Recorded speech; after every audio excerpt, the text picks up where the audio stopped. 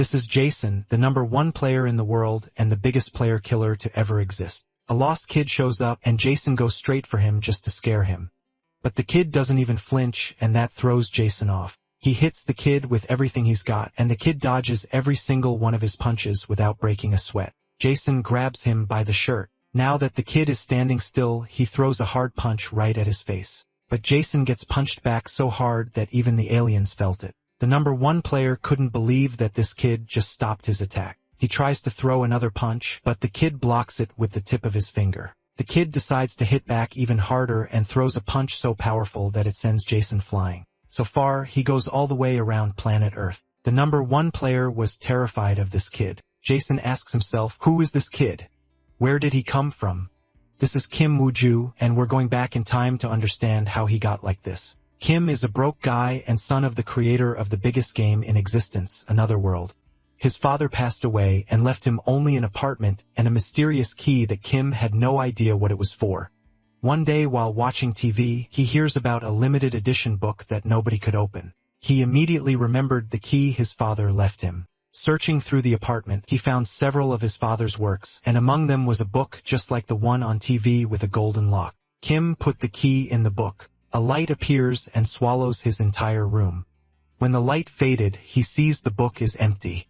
It's blank, but a floating virtual system appears, announcing daily missions. The first one, deliver wyvern eggs. Without really understanding, he put on his VR headset and entered the world his father created. Inside the game, a system window appeared, offering rewards. Kim accepted one of them without thinking and summoned Lucia, the demon queen, one of the most powerful characters his father ever wrote. But Lucia is from a different story and was lost inside this game, asking Kim if he is a god. Since the MC is the son of the creator, he knew everything about his father's works, so he pretends to be a god. Quoting the first word spoken 30,000 years ago, she believes it and bows to the kid. Suddenly, a dragon appears beside him, so he says he can't use God's power and asks her to take down the monsters.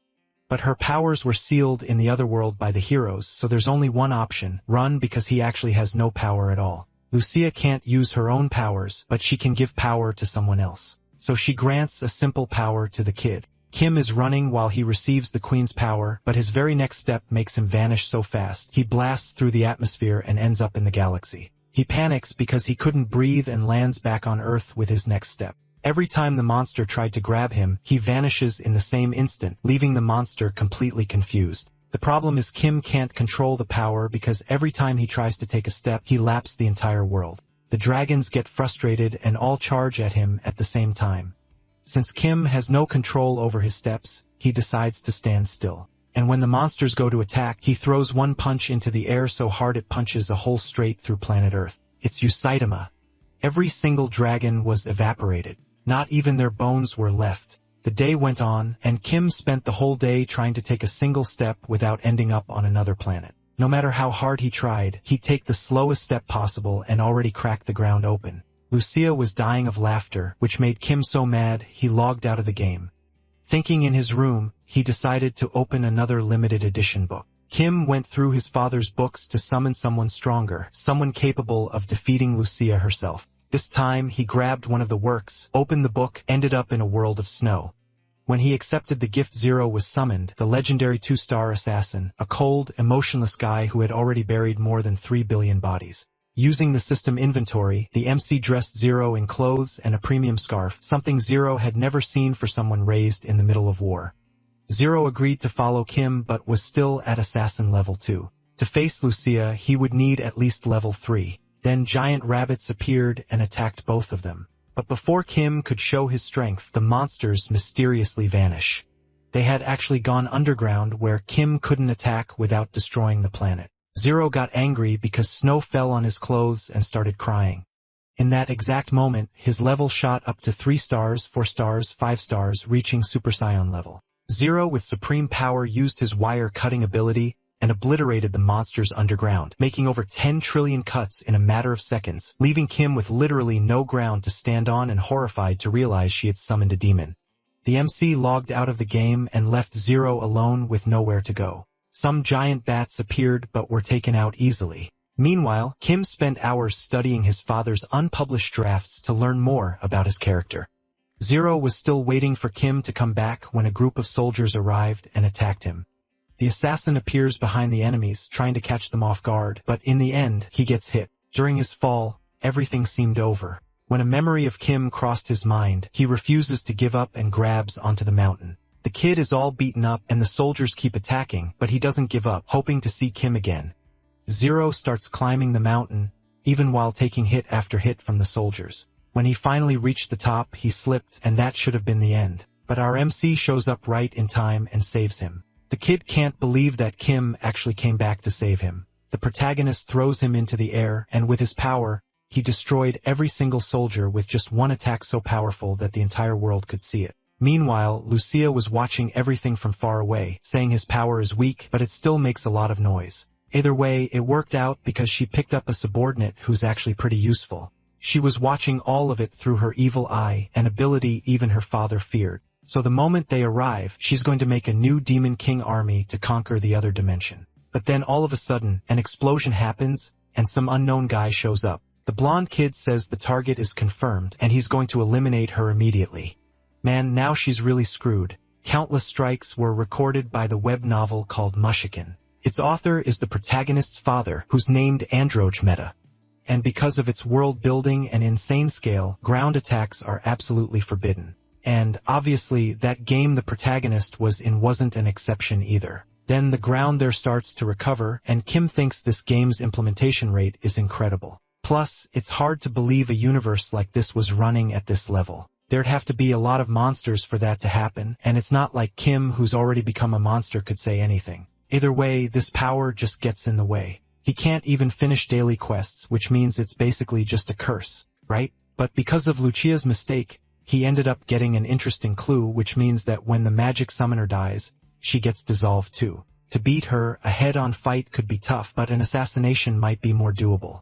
In Zero's web novel, around volume 30, he had a 3-star skill that could kill even immortal people. To make it easy to understand, the ultimate skill brings both physical death and brain death, which means Lucia could get hit with that so-called permanent death. But Zero's power is still at 2 stars. And to use that 3-star skill, he's gonna need 1 more, right? Still, he'll solve this problem easily since he found an official fast growth route in his dad's research. To sum it up, it's gonna be the feeling of rage. In the novel, when Laura was fatally wounded in the final phase, Zero had gone into extreme rage.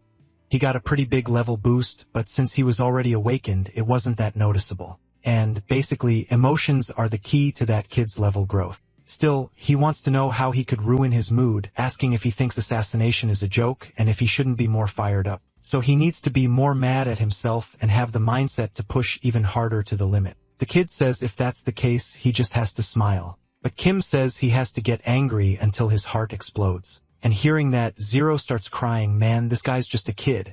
Seeing that, Kim wanted to know what went wrong and why it ended up like this, figuring it was when he'd offered a scarf to win his favor. Because of that, the kid's instincts probably went down the drain. Then Kim says that for this assassination, he's gonna have to bet his scarf, and the kid panics right away. And Kim realizes he's heading in the right direction, right? Asking if he understands how serious this is, because it means Lucia is a villain who'd go as far as stealing what isn't hers. Then some really crazy lights start coming out of Zero's body, and now he actually looked furious. So the 3rd star appears on his shoulder, and Kim asks if he's mentally ready now. So they should go face Lucia head on now, man. This dude doesn't look innocent anymore. Kim uses his system to teleport, and finally, they're at the place where Lucia is. Looking to the side, Kim says she's in that direction, and then he sees something weird. Damn. The blonde guy was literally wrecking Lucia. Without wasting time, Zero goes after the guy, throwing a combo of hits. The player asks what the hell he was doing, and the protagonist tells him to stop because that's not the target. But looking at the guy, he's surprised because he was still fine even after those attacks. The smug blonde asks why he's interfering with his work since he was there to eliminate the disturbing presence based on his reports, wanting to know what the situation is because this could be seen as an attempt to kill him. Hearing that, the protagonist immediately gets what's going on, figuring that guy thought it was him who attacked him. Then a flashback shows Kim saying that since Zero has low stamina, he has to hit and run fast. Also, he doesn't reveal his true form. And yep, that's exactly what happened. My guy, the blonde, didn't even see Zero attacking. Then Lucia answers the player's question, saying Kim has no other intention except to conquer this world. His appearance doesn't matter because he's her proud demon lord. And hearing that, Kim was like, what is she even talking about? Then she adds that that dude over there even calls himself God. The man asks him to explain better, and Kim says he was just trying to attack that girl. Either way, he'll support him, asking him to defeat the demon queen already.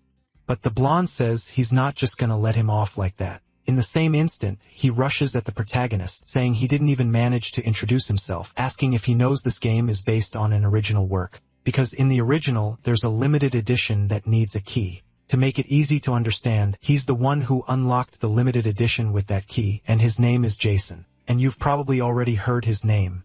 Kim, realizing this guy is part of a company called Just One, wanted to know if that isn't one of the most famous security companies. And about his name, you've definitely heard of him, right? Basically, he's one of the best rankers in the game.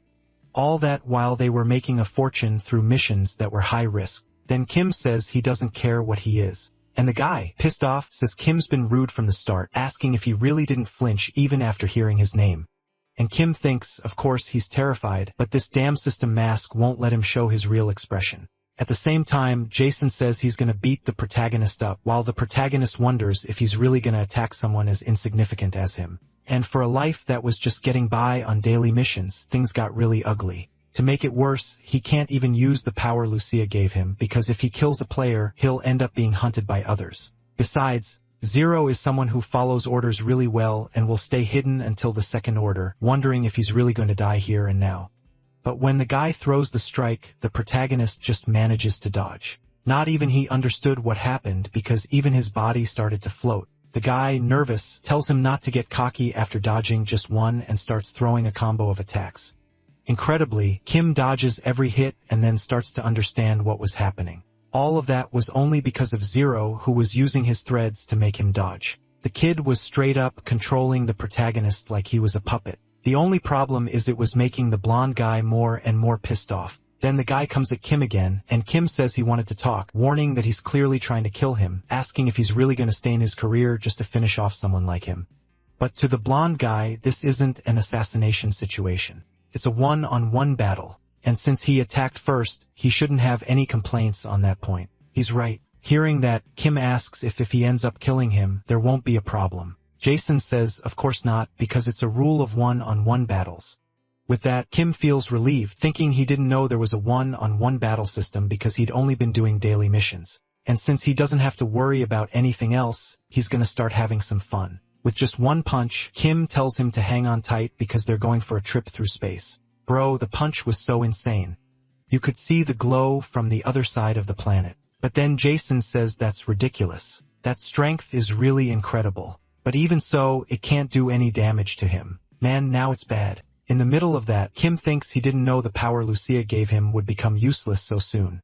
Jason asks if he's surprised because his attack didn't work. If that's the case, he should stop acting like he doesn't care. But Kim says he's only like this because of the mask that's sold in the shop. Jason doesn't care though, and the only thing he's going to do is finish him off. Right then, Kim remembers there was a punishment if he lost this battle again, and then the system warns that if he was defeated, his character would be deleted. As long as both sides agree, it's a system that lets players compete against each other, which means that to achieve anything, you always have to pay the price. There's also the option of a draw, but there's no way to negotiate that. Even so, he doesn't have the luxury of creating and leveling up a new character all over again, so he has to find a way to guarantee the win first. Right then, Zero's thread shows up again, and Kim thinks that normally players can't interfere in a one-on-one battle. But Zero was summoned from another dimension and seems to be some kind of exception. In other words, he's going to defend using Zero's abilities and deal the damage himself. This time he's going to hold the hit back a bit, but he still wants to know if he'll be able to ignore the damage.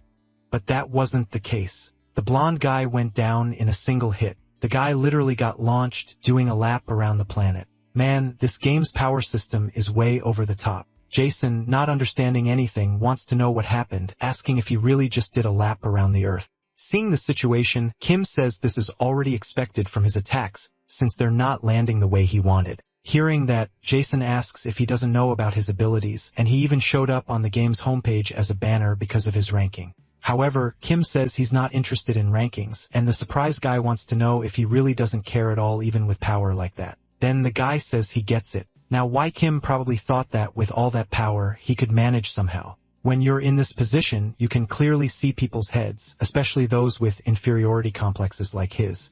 Hearing that, the protagonist starts crying on the spot, thinking it was so spot on he couldn't even believe it. Next, Jason walks up to Kim, activating one of his items, asking if he knows what it is because his damage is going to end up being shown as numbers. Looking at the item, Kim says, of course, he knows since it's a really expensive premium item. Then Jason tells him to go ahead and hit him because he'll only feel good when the protagonist's willpower breaks. Kim, without wasting time, throws a punch that cuts through space. However, it did almost no damage to the guy. Kim is surprised he only did 1 damage, and the guy says any kind of hit will only do that much damage. After all, that's one of the abilities he received. That's why he became the most powerful ranker with that skill. First of all, you need to know his HP is 120,000, meaning Kim doesn't have any chance. So Jason starts throwing a combo of hits, but Kim dodges calmly. He keeps dealing 1 damage little by little. And meanwhile, the Demon Queen was watching everything from far away, saying he just has to keep hitting the kid until his life runs out. Zero along with the Demon Queen were cheering for the protagonist, who seeing that from far away, thinks those two shouldn't be getting along, but they're still together. Back to the battle. He thinks it really doesn't matter where he hits. It'll only deal 1 damage. But one advantage is that even if it's a light attack, it'll deal 1 damage. In the middle of the battle, Kim says that in this story, the Volume 2 boss used an armor called Golden Armor. It was an item that automatically regenerated 1 HP every 0.1 seconds, which means he already knows a way to neutralize an ability like that. So our boy calls out to Zero, asking him to change his attack mode. Then the boy breaks his threads into a bunch of pieces, all going at once straight at Jason. The projectiles keep dealing 1 damage, and Kim says it's way too early to be surprised. This technique attacks more than 1,000 times per minute, and in about 10 minutes, the match will already be over. So he'd better find a way to deal with all that quickly. Jason says he's got about 10 minutes to think about it, and then he'd like to hear more about this so-called golden armor. Kim says this item was used by the 2nd volume boss in one of the stories by the creator of this game. Thanks to the armor's insanely fast recovery, he could stay at full health even under rapid-fire attacks, conveniently really similar to his infinite health, but they managed to beat him with this ability too. Hearing that, Jason says he understands the situation. And Kim, curious, asks why he's so interested in the golden armor. And the guy says he knows someone who has the ability to create extremely legendary items, and that's why he's not going to lose there by getting rid of those attacks. Saying that the armor Kim was talking about is exactly the one he has right now. Hearing that, of course, the protagonist is surprised, wondering if he's saying his father reused a concept from one story in another. If that's the case, he literally plagiarized, right? To be honest, he never read the original work of this game, which was his father's last project. All because he overworked himself because of that project and thought it was because of him that his father had been killed. But he's still not convinced about his dad recycling concepts. Back to the battle. Jason asks why he's not saying anything. After all, he already said before that the armor he was talking about is with him, asking if he has to show the power directly for him to understand. Then his health starts going up right away, saying that's a special ability of the golden armor. And combined with his ability that only takes 1 damage, he ends up becoming invincible, asking if he still wants to beat him even after getting that information. Kim watches the situation in silence, and at that very moment, the system shows up. Someone had sent him an email and was asking where he is because they've got something to tell him. Seeing that, Kim thinks that attack is honestly a total waste, telling Zero to stop because that match has already been decided. Surprised, Jason asks if he's implying he already tried everything. Kim says yes and feels it's pointless and inefficient to keep going like this. Seeing that, Lucia smiles, saying that now he's finally heading in the right direction. Right after that, Kim says that just this once, he'll end this match with a single hit. Then the projectiles stop and Jason asks if he's not going to attack him anymore. Kim says that's exactly it because he thinks multiple attacks on their own don't make sense anymore. Pissed off, Jason asks if he knows they're in a character elimination showdown and if he thinks he's going to make it easy for him. On the other side, Zero walks up to the Demon Queen who asks why he's worried since Kim's spirit still hasn't been broken. Kim, in turn, says it looks like he misunderstood because he'd concluded that he's actually the one who won. But unlike him, he's willing to show at least a little mercy, suggesting they should call it a draw now, thinking it's honestly not a bad option, and the pissed-off guy charges at the protagonist without wanting to hear anything. Kim thinks he hesitated a bit because it could be a hassle, but it looks like he has no choice but to deal with this. At the same time, he opens the system window, and Jason asks why he's doing that because he doesn't have time to write a will before he dies. Our hero says he just wanted to check some spam notifications, thinking there must be over 1 million spams piled up over the last 10 years. Either way, he's going to unlock them all at once. Watching everything from far away to Lucia, the battle was already decided, saying that's why she said there was nothing to worry about. In the middle of the fight, Kim thinks Jason's attacks are pretty simple, so he can dodge without Zero's help. Still, he's just one step away from being able to complete his plan. All of a sudden, the protagonist grabs the man's arm, and he asks what he's doing. Kim says it's exactly what he's seeing. And besides that, the spams are about to show up. Anyway, since he'd won the battle, he has to share some information with him. Actually, from the start, he'd been hiding his real face. To make it easy to understand, he started the game after his family fell apart, and then he did this face customization out of anger. Either way, he's gonna show him his true self now. Man, I don't understand anything anymore. Where did the protagonist even get that face from? Jason, desperate, turns his face away right away, and Lucia, watching everything from far away, looked super excited, saying that ugly face matches the Demon King perfectly.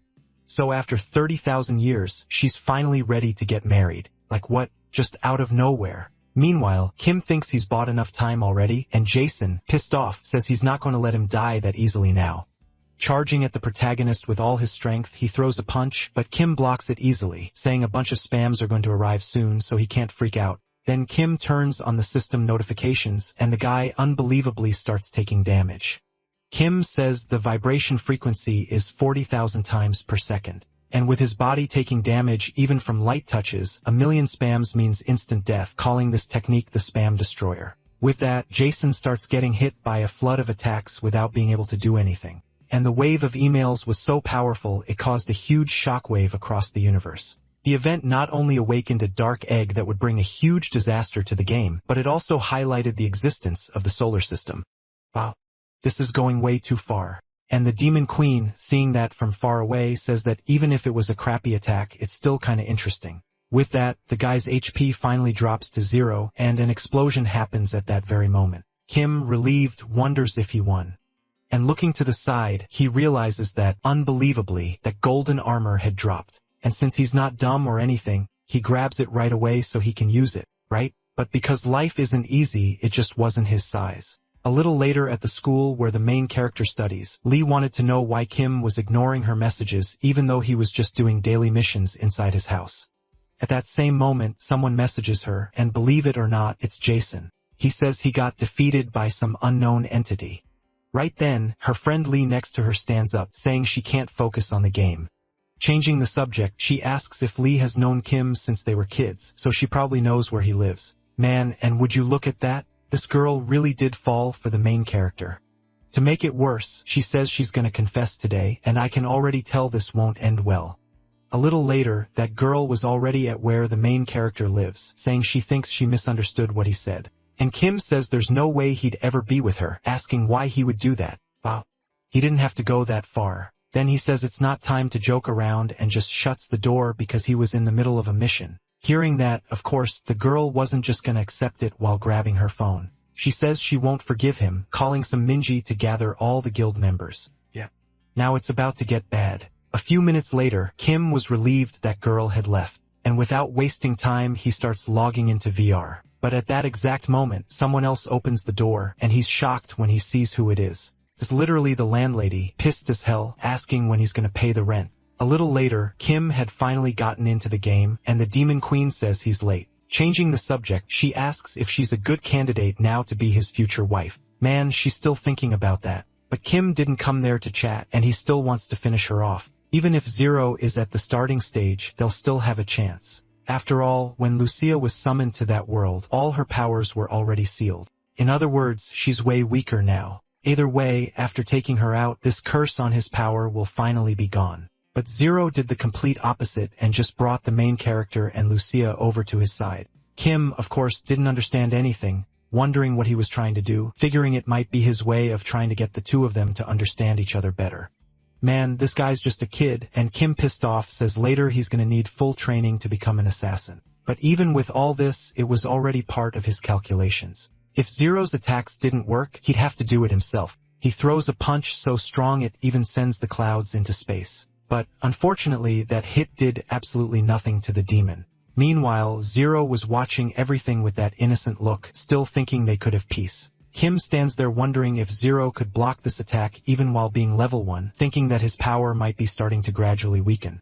It's a pretty reasonable guess because a power that huge can't be maintained for that long. And if that's the case, he could even try to take his first step after so long. But since life isn't easy, he was still flying through space. A few minutes later, Kim was back on that planet, and Lucia says those kids he summons with that key of his are kinda interesting. Hearing that, of course, the main character is surprised, wondering how she knows those keys even exist. Then the girl points straight ahead, saying the dungeon has been created. Kim, shocked, thinks it's the first time he's seen that because it's the sign of the Demon King's resurrection. And if this dungeon is the same one Lucia had before, this game is definitely going to end. Next, Lucia says this is only happening because Kim is creating an army of 2 demon lords plus 1 more member. Kim wants to know who she's trying to drag into this, asking who's the demon lord and who's the subordinate. Then she says that since there's a chance she'll be his wife, she needed a bigger title. Seeing the situation, Kim thinks that even if he wanted to stop the dungeon, he can't do absolutely anything, even considering the possibility of quitting the game since he's totally at his limit. Right after that, Lucia says what's left is to make money off him. After all, dungeons are business opportunities. To keep it simple, dungeons are real lands of opportunity where you can make a lot of money. Right? Kim asks if she has any money, and she says no. But even so, she's got a dungeon. And just by charging an entry fee, her life is gonna change instantly. Changing the subject, he asks if it's good to finish this dungeon or not. But Kim tells her to stop talking that nonsense, asking if she thinks he'd be fooled by just that. After all, he's not that easy. But if she's gonna give him money, she has to tell him the details, asking if they're starting construction right away because she changed her mind really fast. And so, unbelievably, the protagonist had become a demon lord in that game. Yeah.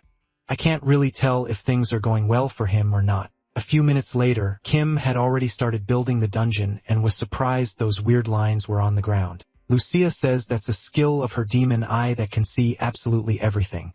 Even so, it doesn't stop there. Then a light surrounds the ground, marking out the area.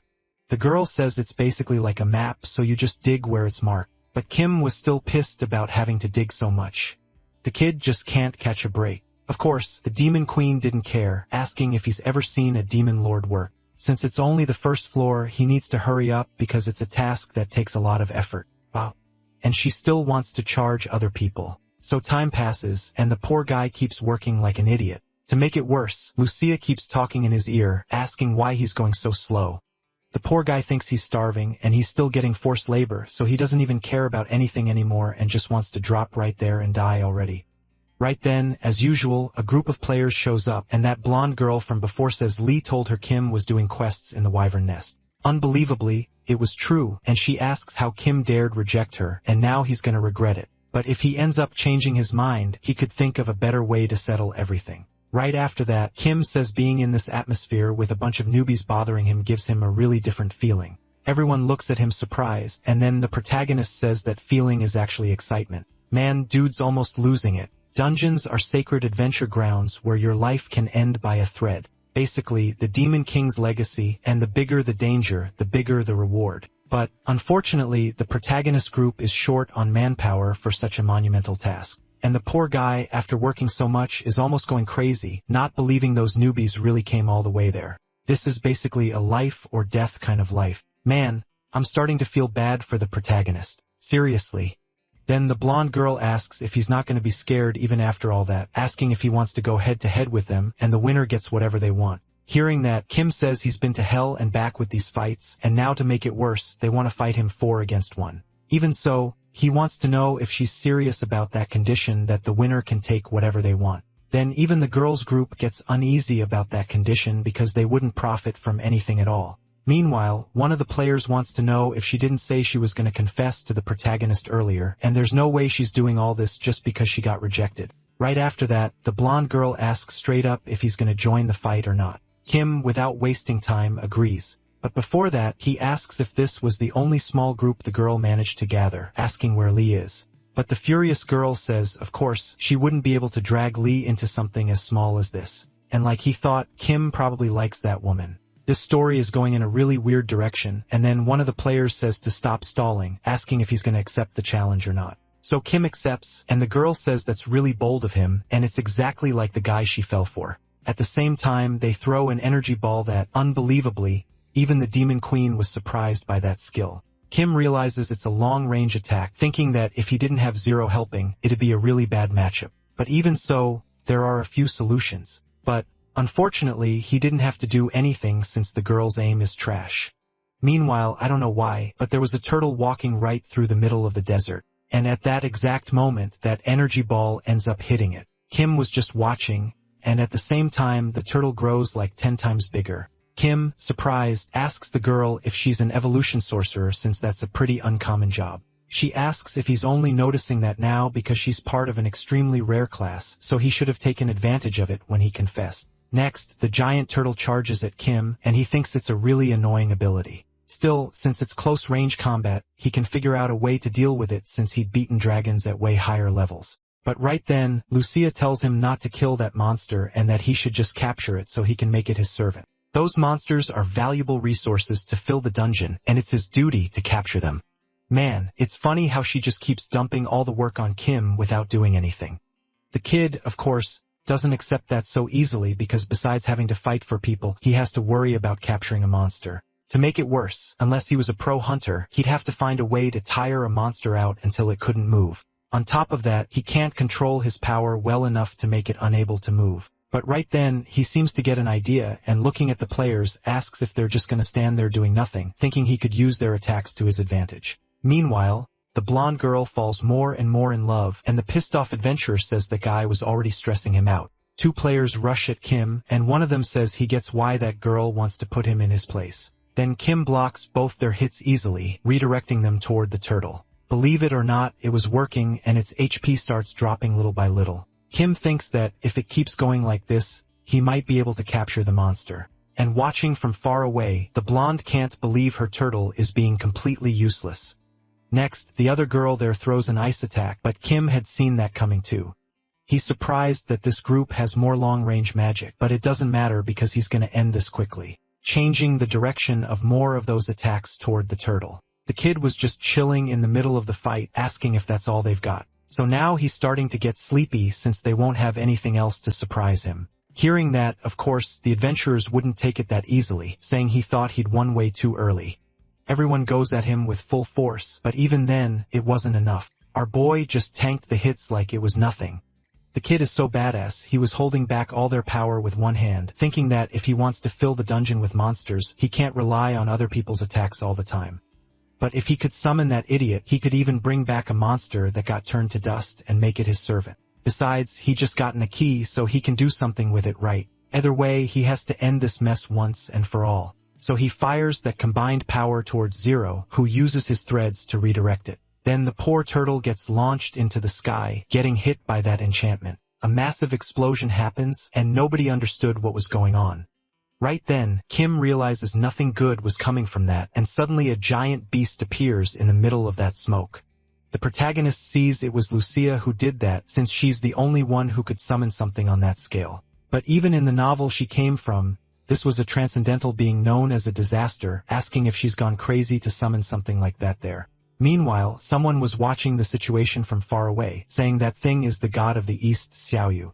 Lee says he went to that place without anyone knowing because he heard Jason was defeated and that there was a flood of powerful monsters. The one standing up front is the Demon Queen from one of the novels the protagonist's dad wrote, and the other one is from another novel too. To make it worse, even the dungeon had appeared in that damn place. But the craziest part is that the most threatening being there is just the protagonist, who used to be a loser at school, wondering what he's been doing to cause a mess on that scale. Meanwhile, all the players were shocked by that creature, and the blonde girl says there isn't any monster that big in the evolution encyclopedia. The beast keeps scanning around, and right after that says it's been through this before. But for sure, it was heading toward its homeland in the east, but ended up going to some other weird place. Still, because of that woman standing in front of it, its path got blocked. If that's the case, then punishment is necessary. The monster charges at the Demon Queen, and with just one attack, the whole ground shakes.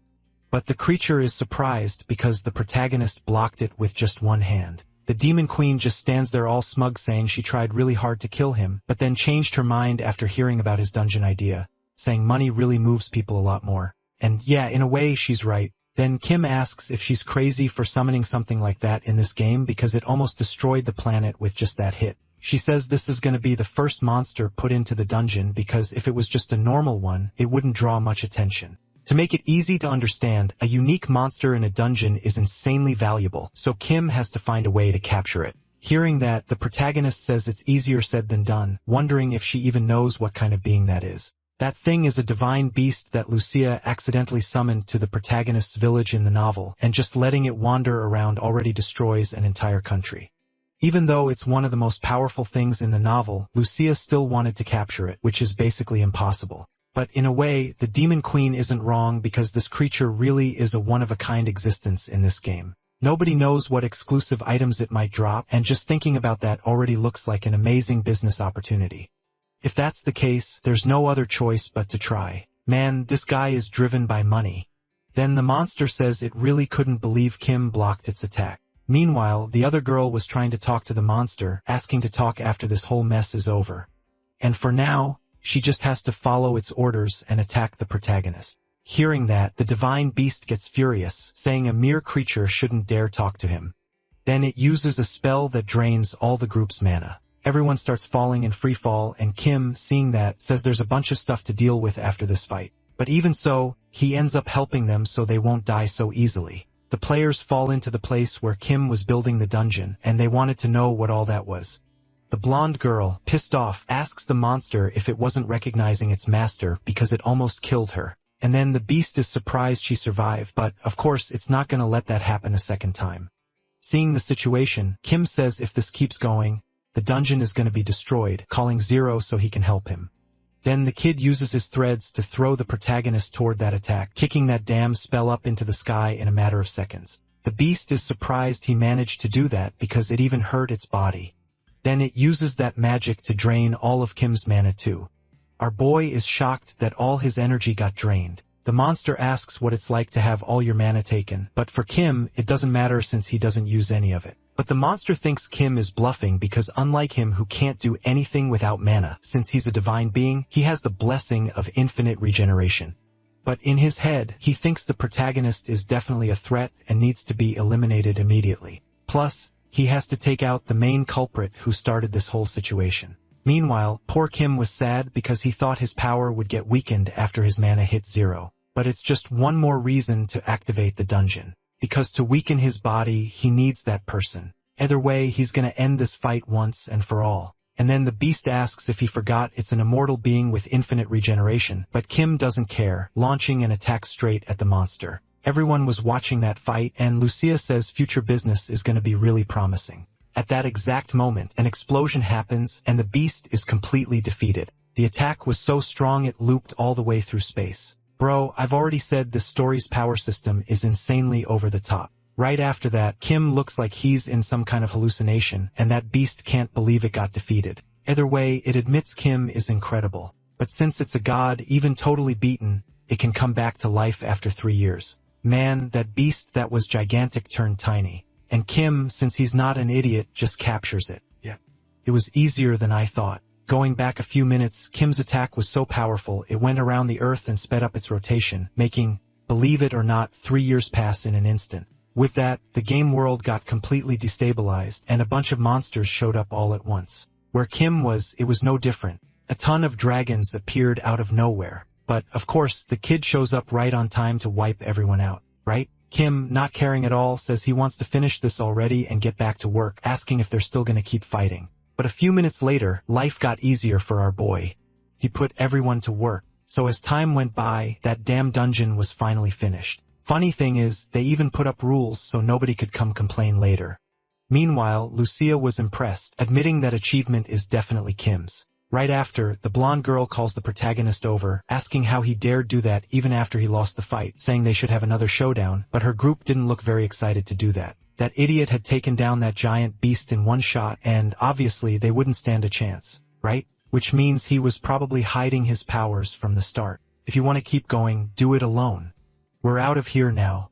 And with no other choice, the girl leaves, saying they'll see each other at school. The protagonist says goodbye too, and the shameless guy even asks her to promote the dungeon at school as well. A few minutes later, when her group was leaving, at that exact moment, someone unknown shows up, saying those data are so incomprehensible they're gonna have to remove them. With that, all the memories from the last login were completely erased. All the players forget what they did in that last login, like nothing ever happened. And right after that being confronts the protagonist, asking what he was thinking when he did that, assuming he's planning to threaten the peace of this game because he straight up summoned the Demon King from another dimension. The protagonist plays dumb and asks if he's a customer because the dungeon isn't open yet. But the guy just tells him to answer properly because the crime of causing chaos in the world is extremely serious. To make it easier to understand, she's one of the admins of this game. Hearing that, Kim is surprised, asking if an admin really came even with the dungeon still closed. Then he starts freaking out, thinking the admin came to charge fees so he can make the dungeon. At that exact moment, Zero starts to move, but then the admin tells him to stay still. All that if he still wants to stay alive. Right after, Lucia also tells Zero not to move because she can see everything with her demonic eye, and she wasn't kidding at that exact moment. His heart was being targeted, and the admin is surprised she can see her manifestation. She says beings close to death are pretty common in hell, but having something like that as a subordinate is on another level. Either way, she used to be a super crybaby kid back then. Wait, what was that line about just now? Right then a flashback shows up, and Lucia says she was a kid who didn't think straight, but she ended up growing up. So Kim asks if she was Lee, and she tries to dodge the conversation, saying she has no connection to that player. Plus, she just said she's part of management. Kim says her mom took part when her dad turned this game into a web novel along with the closed beta. And in a way, she really is part of management. But the emblem on her mask gives her away because it was the emblem he gave her since she was his favorite character. Changing the subject, he tells her to stop with these little games and help capture some monsters, but the girl keeps pretending, saying she needs his cooperation to eliminate all external elements from the game. But Kim says he can't do that since he's lost a lot and can't even complete the daily missions because of this curse. Plus his bills keep going up more and more. In that case, there's only one way out, which is to bet everything he has. Meanwhile, Lee says her prediction shows a dark future where beings from outside the game will be wiped out. Right after that, Kim says there's no point starting a fight now, and warns her that Lee doesn't stand a chance to the girl. Even so, his strength doesn't matter because he won't even be able to touch her. Her ability is foresight, meaning no kind of strength matters. Next, Kim says he already knows what her ability is, and that's why he was warning her. And even if she has that foresight skill, once he grabs her, it's game over. But the girl says she already told him that's absolutely impossible. At the same time, Kim starts looking through his system inventory and asks why she's doing that, and if she's checking the items that'll drop right after he dies. If she's thinking about offering a tribute, she should forget it because it won't make a difference. And right then, Kim hands over another emblem, saying he forgot to give it to her on her birthday. The girl gets excited, telling him to hand it over already, and Kim starts playing games, saying items older than 3 years disappear the moment you drop them. And if she doesn't put an end to this whole mess, she knows what he's gonna do. Right? All of a sudden, Kim throws the damn item on the ground, and the girl lunges for it to save it. But that was the protagonist's plan. And right after that, he grabs the girl, asking if she didn't see the future where he caught her after dropping the emblem. But it doesn't matter anymore, and she should already know where she's gonna get thrown after all this. And a few minutes later, the poor thing was just inside a black hole. A little later, Lee's mask falls off, and the system says he got the title of the one who made the administrator kneel. Then the kid starts comforting the girl, saying her imagination is incredible, and that's why she gets so emotional over her favorite character.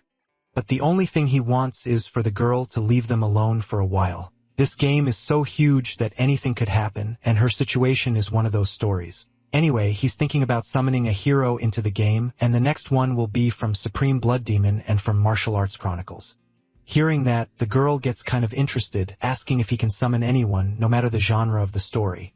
Kim says that's exactly it since Lucia and Zero are from completely different stories and genres. Besides, they still haven't caused any serious kind of problem even after all these summons. So Lee asks if that means she can also summon her favorite character because in the story, they took too many risks and ended up getting killed. Kim says it might be possible if the summoning timing was precise enough to be before they got killed. Then the girl gets super excited right away at the chance to summon her favorite character. Kim, seeing all that, seems happy, and changing the subject, asks if she wants to join them.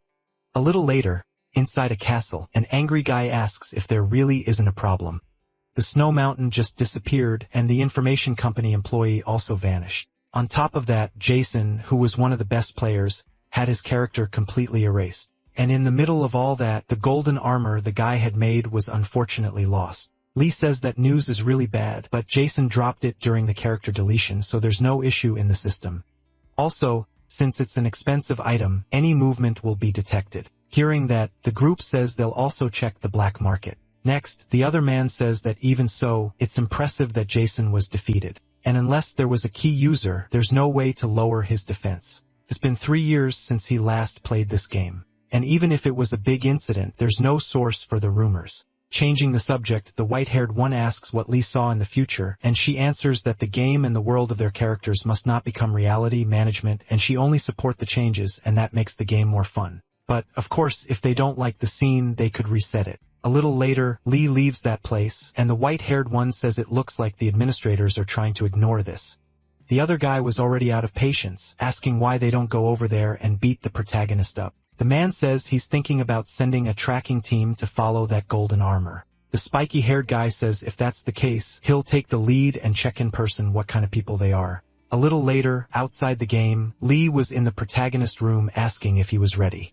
Our boy says he was just about to start since he just found the limited edition of the book. And looking around, the girl says everything's the same as years ago, and Kim says nothing's changed since his dad left. The girl gets super excited about those drafts of unpublished novels, but Kim tells her to just focus on what matters.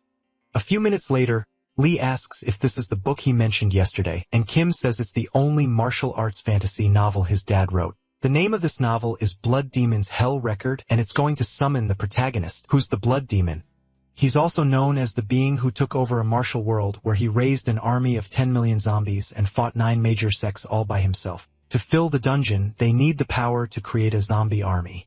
And hearing that, the girl asks if he can control a guy like that. If they give the Blood Demon time like last time, the zombie army will grow fast, throwing the whole game into total chaos. But Kim, grabbing a key, says he calculated the time to suppress this guy, so there's no time to hesitate, right? Without wasting time, he opens the book, and in that same instant, the whole house is wrapped in light. A little later, the scene shifts to the protagonist of that novel, who was wondering if he'd survive. Because of surprise attacks from martial artists, he ended up falling off a cliff. Even so, he was surprised they couldn't finish off an old man who'd been caught off guard.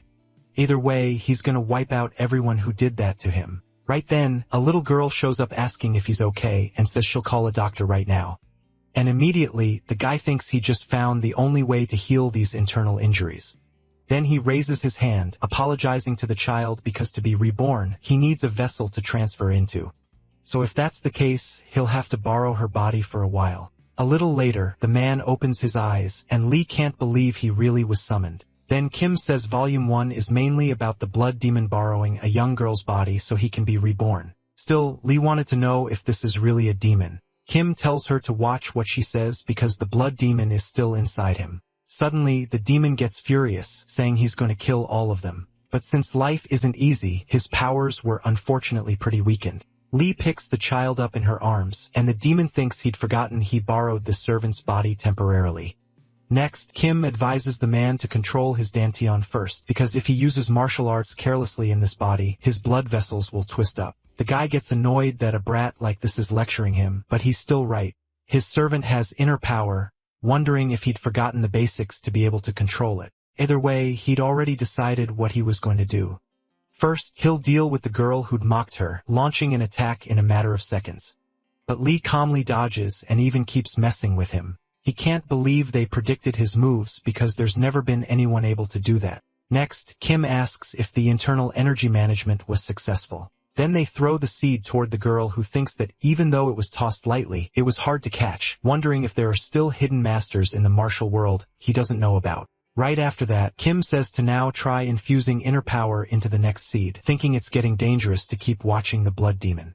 Little by little, he was adapting to that girl's body. Then the Blood Demon asks why he should follow his orders, but Kim says he'll do whatever he wants, asking who he thinks saved his body in the middle of rebirth. And it's not in the nature of the martial world to look after the body you borrowed for a while. Next, Lee says to just follow orders. And meanwhile, the blood demon thinks there are only 2 people in the world who call him a lackey. If it's them, they really would read his moves. And just from tossing that seed, it would naturally be pretty powerful. Before, he thought he was fighting the martial world completely on his own, but they'd been watching him the whole time. Then the blood demon changes his attitude on the spot, apologizing for greeting them so late. In the middle of that, Kim thinks that now everything is going according to plan. Next, he asks what she was talking about and whether she's not going to focus on the seed. But at that exact moment, when the girl puts her magic into the seed, it explodes. The protagonist asks if Lee managed to see the future with her ability, and the girl says the blood demon's martial arts start with death. Hearing that, Kim thinks that if that's the case, the monsters that turn to dust could definitely be revived as undead. From now on, this is going to be the business capital, and it's going to completely wipe out the dungeon servants. The blood demon's magic, in its 3rd form, can make even lifeless seeds sprout and become servants. Its name is Yangsher Necromancy, and it's a terrifying technique that let the blood demon face 1,000,000 martial artists completely alone. As an original fan of the story, it's exciting to witness a legendary being firsthand, but using a technique like that casually is extremely dangerous. And the responsibility of controlling and managing this lunatic is heavier than he imagines. Lee asks if she wasn't supposed to say that first, but it doesn't make any difference anymore. The 2 start arguing right there, and the blood demon, watching everything from far away, says that this fight between 2 lovebirds is the same as always. A little later, in the goblin forest, a bunch of monsters rush the protagonist, and he doesn't even defend himself. Thinking that Yangsher Necromancy has nothing to do with the sorcerer's spiritual power, and it all depends on how strong the body was before it became undead. Then the blood demon asks the undead how they dared do something like that to their master, but Kim says it doesn't matter since he only summoned them as transportation anyway.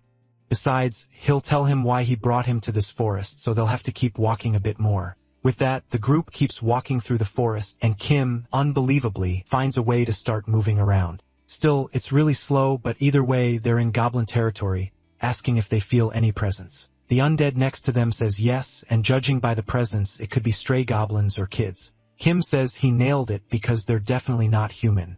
Those are creatures that, instead of being called goblins, are called imps, and they have devilish faces, but they're still pretty small. Then Kim tells the girl to try to make those monsters her subordinates, and she, pissed off, says they're not the kind she wanted to command. But Kim tells her not to be intimidated by their size, since they all look almost the same anyway.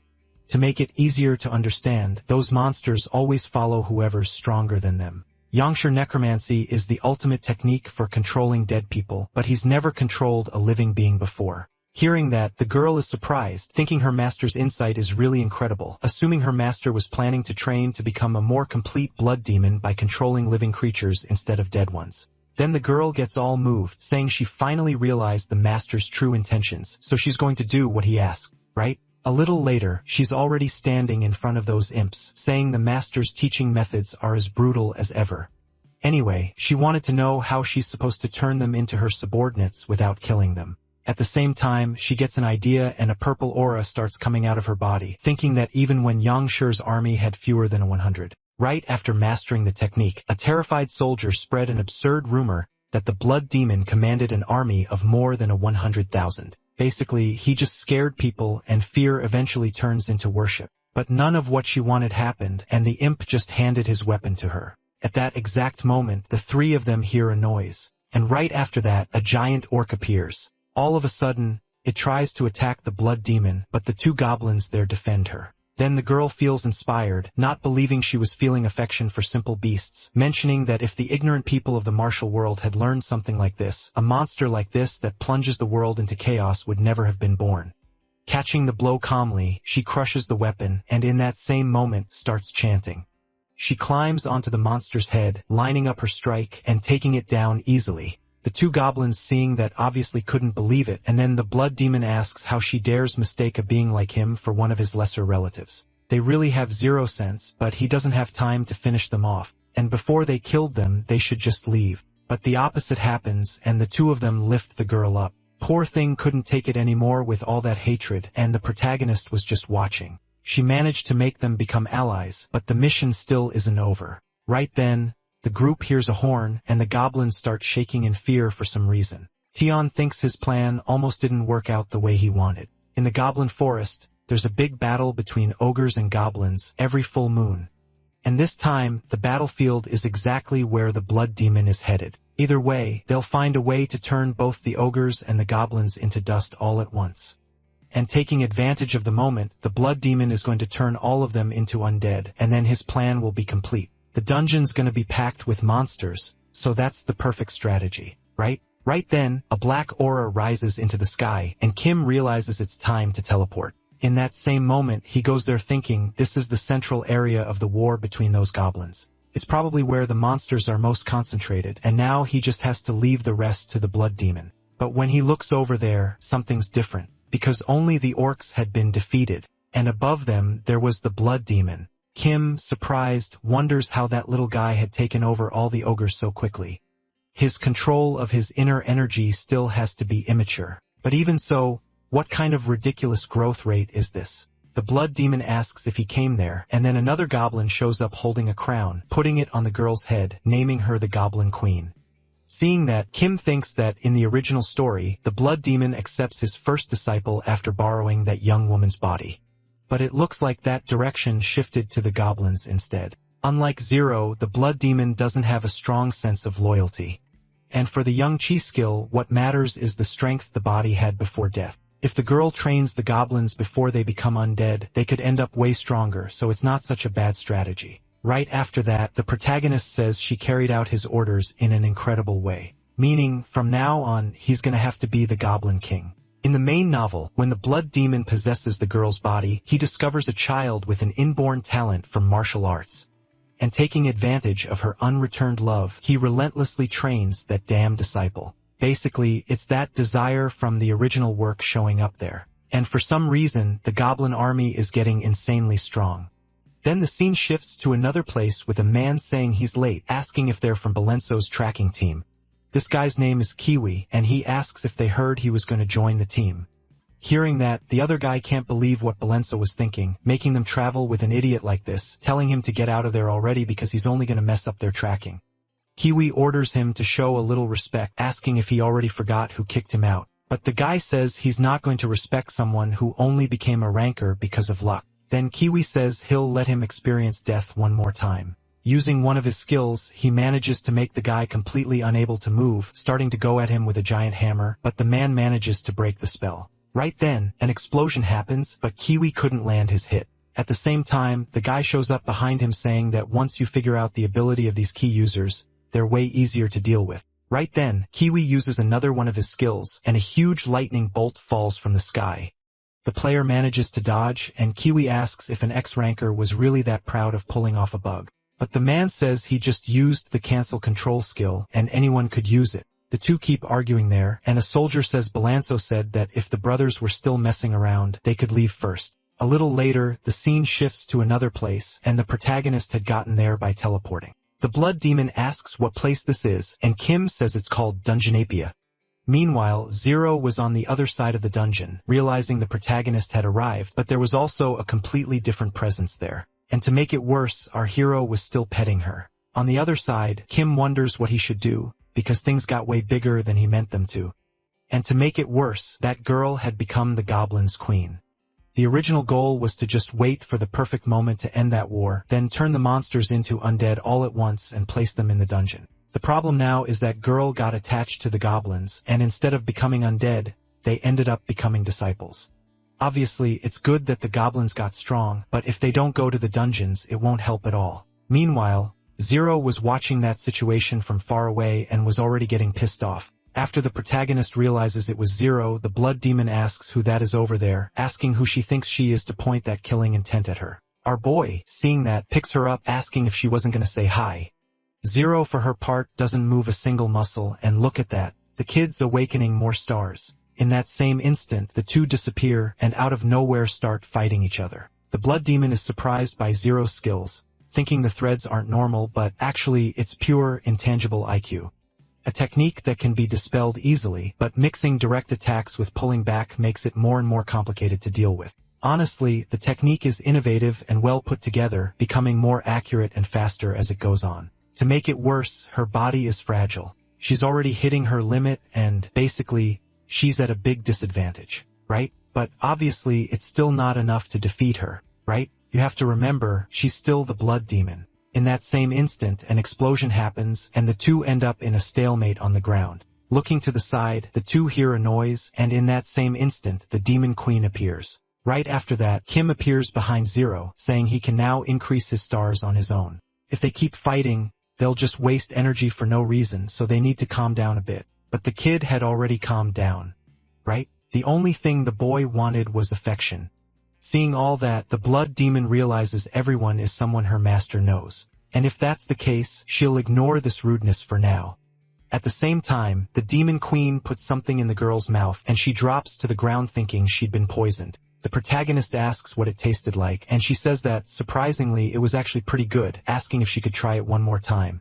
Kim says he wanted to do that too, but, unfortunately, it's a paid item. Besides, the internal energy she lost during the battle should have been partially healed. And since she's so curious to know what item it is, he'll tell her because it's a special item for dungeon exploration. But to make it easy to understand, it's simply just a cookie. Hearing that, the blood demon gets more excited and wants to eat more, and now the girl just got addicted. To make it worse, Zero gets the same way too, and Kim thinks that if it's like this with other people, he could make business go well and he'll pay all his expenses all at once with this dungeon business. A little later, Kim was already starting the dungeon preparations, saying they need to place the monsters to guard each area before giving them life. First, he'll start with the weakest monsters, and for the first guardian, he'll simplify it more. So the monsters appear, and in that same instant, the vegetation starts taking shape in the dungeon. Kim is surprised by this implementation in the game, but either way, he has to go to stage 2.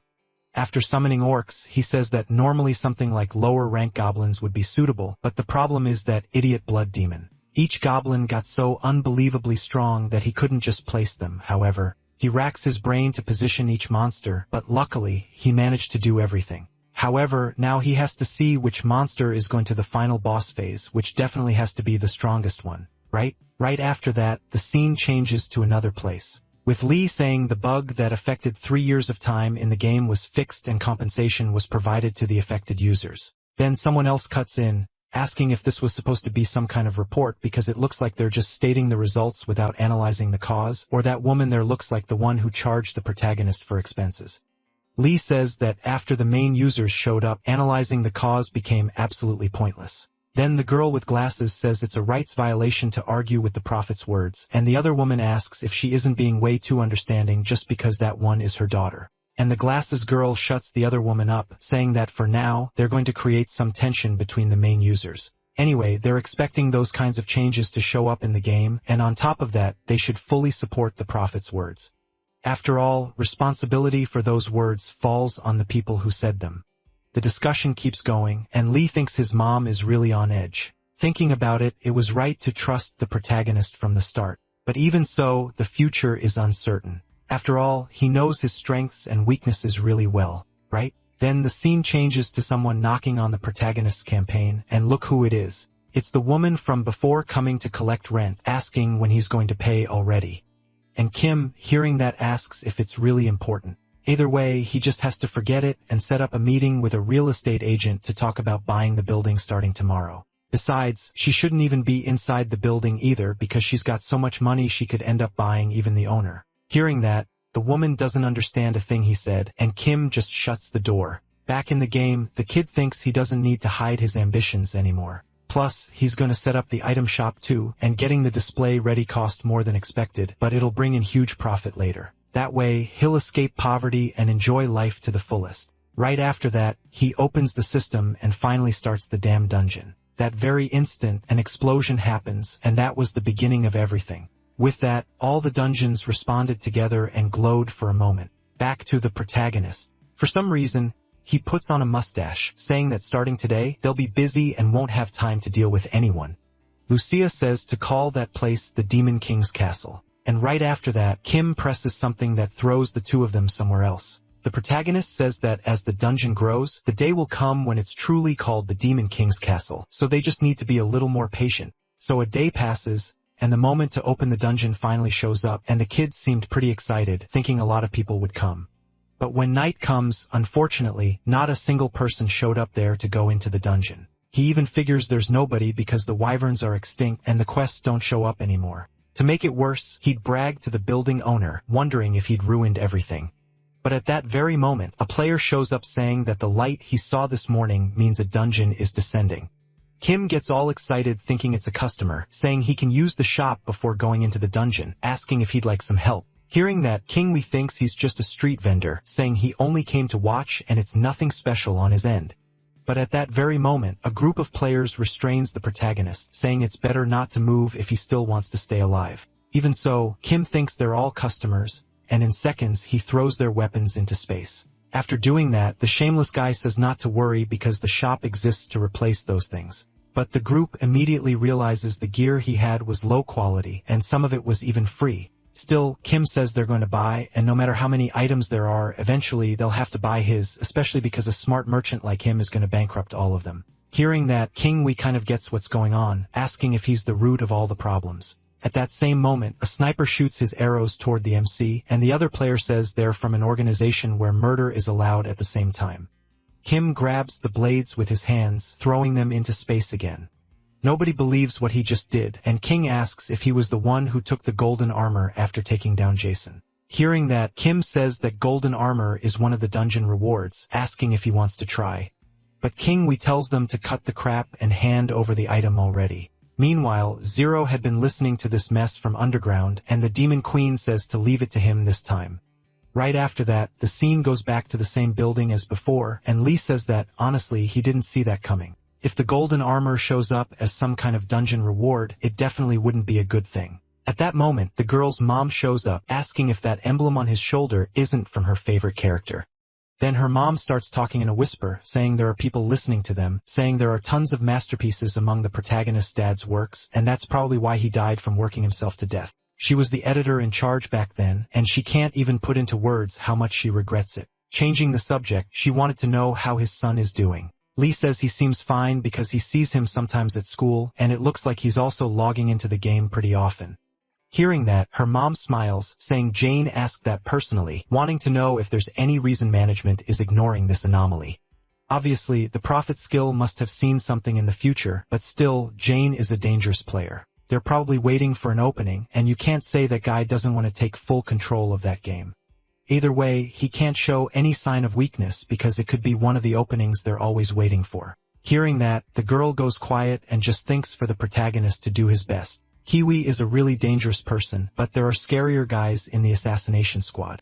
Back to the battle where the protagonist was. Right then, someone raises a hand asking them to wait. After all, that fight might be kind of pointless, saying that every dungeon has its own color and scent. Plus, this dungeon's aura matches that person's aura, and everyone has their own unique color, which makes it even more convincing.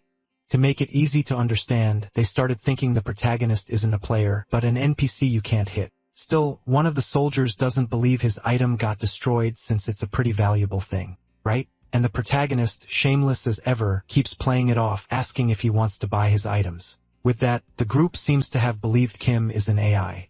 But still, the fact he said the golden armor is inside the dungeon isn't a lie. Without wasting time, Gerald goes into the dungeon, but one of the soldiers keeps saying he's going to keep an eye on Kim because he's still really suspicious. However, Kiwi says to stop this mess and just go in already because he already said that guy is an artificial intelligence. So they pay the fee to enter the dungeon, and right away, the money lands in the protagonist's vault. He gets excited about his first profit, and now things are finally starting to go right. A few minutes later, with the group already inside the dungeon, they spot a closed door. Everyone's surprised they reached the boss room so fast, and on top of that, they ran into absolutely no monsters on the way. Right after, the old man says the direction is right, and the golden armor's aura is still beyond that door. And hearing that, Kiwi, without wasting time, kicks the door in so they can enter. And looking around, everyone's shocked because there's massive vegetation right in the middle of the dungeon. Watching the situation, one of the players says that outside looks similar to the Goblin Forest. They even assume it was some kind of illusion. And after throwing a few magic attacks, they realize it was kind of like augmented reality, which means it's probably a dungeon with an enormous amount of magical power. Right then, some monsters show up, and Kiwi, using the system to analyze them, realizes they're an unknown race. And to make it worse, it's impossible to preset how strong they are. Right then, more of those little creatures appear, and Kiwi asks which way the golden armor is. After all, he wants to find that item without delay, asking if he can leave these monsters to them. Then the girl goes up front and one of the soldiers stays back to provide cover. The woman, for some reason, had a real bloodlust, going all in on the monsters. Back to where the protagonist is talking, he says he'd been hearing a lot of noise from in there. Either way, he has to find a way to tone down all that noise when more customers show up, or it'll end up scaring them off. At the same time, a soldier puts down a bag of money, saying he's going to buy everything in this dungeon. Still, he wanted to have a duel with Kim. The main condition would be having his character deleted. Hearing that, Kim asks if he knows that every merchant in the world risks their life to do business. And a few minutes later, the duel was already over, and Kim completely crushed him. And as a consequence, of course, the guy had his character deleted, right? It's not easy for anyone. Heading back to the dungeon, that girl was disappointed, saying she assumed they were unknown enemies and stayed on guard, but their attack power is literally 0. The poor guys are so weak, they die with a single touch. And to make it worse, they don't even leave any experience points behind. Anyway, she's gonna rest there, waiting for the whole group. The scene cuts back to outside the dungeon with the soldier saying he's gonna do one last check before the showdown. Wait, I thought the fight was already over. The soldier asks if the dungeons showing up there and Jason disappearing are connected to him, but the protagonist didn't even care about that. He was just looking at the gold he'd gotten. Still, the guy's really curious, wanting to know what his real intention is. And Kim says just thinking about it already stresses him out, asking if he doesn't think talking is pointless during a fight. But to the guy, this conversation is really important, asking if he's trying to become one of the powers. But Kim, already with a short fuse, tells him to shut up, telling Zero to kill him.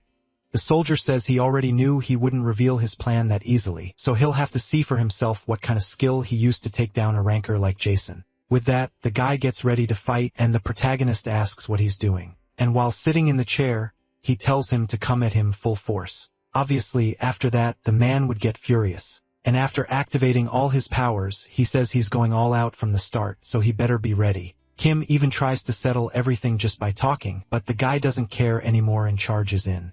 Back underground, Zero still couldn't accept having to just watch everything from far away. Lucia says that even watching is a form of trust, and this isn't the place for them to step in right now. After all, it's a chance for the protagonist to realize his own strength since he's one of the candidates to be her fiancé.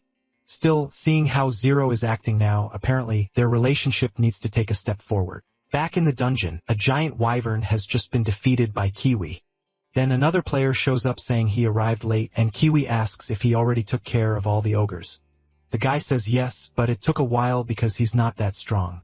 At the same time, a spell wraps around the dungeon, and it goes back to normal. Seeing the situation, the old man realizes the dungeon returns to its original state when the place is cleared. In a way, that's not good because if demons show up, hell itself will manifest. On top of that, a powerful energy is flowing from beyond that door, and this dungeon has something they probably could never defeat. Kiwi asks if it was the energy from the golden armor, but the old man says it's different. And, specifically, it's the presence of something coming from beyond the door. But the girl doesn't care about the warning. She just has to beat everything that comes her way. And when she looks ahead, she's surprised because there's only a skinny orc. The old man says that monster isn't attacking mindlessly, guessing it's some kind of monster from an evolved species. Anyway, it's a good chance to evaluate the level of one of their players, and that guy's nickname is Silver Demon. In that same moment, a hooded guy charges at the goblin who dodges the strike easily. Surprised, he wonders if the wind energy distorted his attack. At the same time, the goblin attacks with its weapon, and the guy is convinced, thinking that attack wouldn't work. In that same moment, an explosion happens, and Kiwi asks if they also have power and intelligence. And the old man figures that apparently some being taught this monster how to use its strength. But the Silver Demon has had his training too, and they'll see which of the two is better. But Kiwi doesn't want to hear about that, and the only thing she wanted was the golden armor. The old man says it's just a head, but it looks like a boss fight. And from there, it's a fork in the road too, suggesting they should split up for now and handle each side. Hearing that, Kiwi asks if he's scared just because it's a fight against a boss, but the old man says that's a word he'd forgotten since he left the martial world. He only said that because he felt a strong pull from beyond that door. And the goblin, still fighting the Silver Demon, says that if they go through that door, they're definitely going to be killed. Hearing that, the old man is surprised and asks how a goblin managed to talk. Even so, apparently he still doesn't know his place. At the same time, The old man casts a spell, and the goblin can't move anymore, saying that if he keeps talking without knowing his place, he'll only speed up his own death. Then he asks Kiwi if he has permission to keep pushing forward in the dungeon. Seeing that, the girl is surprised and says it doesn't matter, and she'll personally take the golden armor.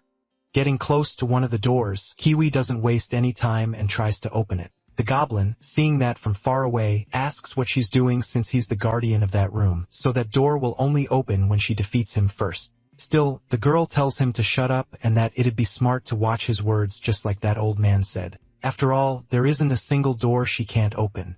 Damn. She did all that with just her bare hands. Watching the situation, the goblin realizes that old man went through the other door too even after he warned him not to. Either way, he's gonna be in trouble later because he'll have to face the blood demon's brutal training. At that moment, the other player charges at the goblin, asking how he dares worry about someone else while ignoring his opponent. And the monster, pissed off, says that even if he looks like this, he's the strongest goblin in the forest. Back at that glowing door, the old man finally goes through it. Looking around, the guy says that definitely isn't something made by the dungeon. It really looks like the goblin's forest. And after looking ahead, he runs into someone. Seeing it was a human, the old man asks if he happens to be the guide for this dimensional portal. Unlucky for him, that's the blood demon who asks where this creature came from. On top of that, he just judged him by his size, questioning how ignorant he is. The old man, nervous, says not to provoke his anger, and the girl says he's nothing special. Right then, the old man uses that same ability from before, and the girl asks if he's from the martial world, saying he was just about to try something. And if he's showing this much hostility, he'll be happy to use him as a test subject. Man, I can already tell this won't end well. The scene shifts somewhere else with this guy, Balonzo, saying he can feel his group getting close to the golden armor. Then someone asks how he can trust such an important task to them. After all, that group is just the ones who got tossed aside, and what he's doing is no different than putting a broken sword in a sheath. Balonzo says that even if they might look like it, they're definitely not weak because they're strong enough to hold out against even most key users. Right after that, the scene cuts back inside the dungeon with the old man pissed off about what the blood demon said. In the same instant, he throws an attack at the girl who's surprised by that ability. But even so, he underestimated her, and she manages to dodge the attack easily. Watching that, the old man is surprised and asks if she absorbed his vital chi, thinking that the technique that wipes out martial arts is in fact a martial art itself. So he's going to greet him properly before the fight since he must be a martial arts enthusiast too, asking if he could request a one-on-one match. Also, he has to point out that he's an 8-year-old genius obsessed with martial arts. Man, no way this guy is only that old. Right after, the blood demon says that before that, he wanted to ask a question. Since he said he came through the Rainbow Arch portal, he probably fought the Red Goblin. If that's the case, he wanted to know how it went and whether he was a worthy opponent. Then the old man, who I can't believe is 8 years old, says the monster showed a lot of spirit, so he had him fight his disciple. And totally changing the subject, he mentions that he's taller than her. And even if she stood on her tiptoes, she'd still be nowhere near his height. Hearing that, the girl is shocked and says that means he still hasn't surpassed his student, and that's really disappointing. The old man asks why she's making so many excuses just because she's short, but the girl says that doesn't matter. If he hasn't surpassed his disciple, then, obviously, she's not going to go easy on him. Since he seems to be a martial artist, there's no choice but to try to get through his test. And at that very moment, a bunch of goblins show up and rush the old man. Then the scene cuts back to the Silver Demon's battle, who apparently had noticed something. Right after he lands his strike, the Red Goblin backs off, realizing that weapon isn't normal. The monster says his weapon is solidified life key and an honorable skill granted by his master. One example is that he could materialize it in whatever form he wanted. And watching the situation, the Red Goblin just lets go of his weapon. The Silver Demon asks if he's going to give up the fight, and the Goblin says that life key really is pretty dangerous. After that, a flashback shows the Blood Demon saying there's a limit to someone's internal energy, and that's why it's important to coat the weapon with a thin layer of life key. Also, having survived the hellish training, his life key is probably overflowing like crazy. However, for someone as inexperienced as him, using it at maximum output will speed up his death. And unless it was a dangerous moment, he could use that skill. And back in the present, it's obvious this is the moment the goblin's going to use that damn skill. In that instant, a huge light wraps around his hand, and the Silver Demon is surprised he can manipulate such an insanely powerful key. And without wasting time, the goblin charges at the silver demon, and at the same time an explosion happens. A few minutes later, the scene changes to that beast the protagonist had defeated before, saying things are getting really intriguing. And looking at Kiwi, it asks if she happened to come to that place alone. The girl, meanwhile, is shocked, saying that monster is gigantic, asking if there's one that big in the game, and she's really curious to find out if she'll actually be able to deal with this thing. The beast looks at the girl and says it'll give her a reward for making it there, asking if there's anything she wants to say as her last words, but she just says the beast is talking really arrogantly. Changing the subject, she wanted to know if the monster is really possessing the golden armor. It answers that actually it's the guardian of it, because the great Kim personally entrusted it to him. But, of course, right? It really doubts there'll be any need to open that box, and Kiwi says he doesn't need to worry about that. After all, she's one of the highest-ranked players who cleared this game, and there isn't a monster she couldn't beat. Man, she's really full of herself. Summoning one of her skills, she says being big just means the target area gets bigger. Either way, she's going to end this soon, aiming her attack at the monster. The girl, all confident, already thought she'd won. And right after that, she swings her hammer at the beast. Seeing all that, it's surprised, mentioning she really does have some pretty promising talent. Kiwi says that's kind of obvious. After all, she was a promising athlete even outside the game. And if it weren't for that damn accident, she'd still be an athlete to this day. But in the game, uncontrolled cell growth granted her the great power to compete as a high-level player. Either way, it's still not over because her abilities have only just started to show themselves.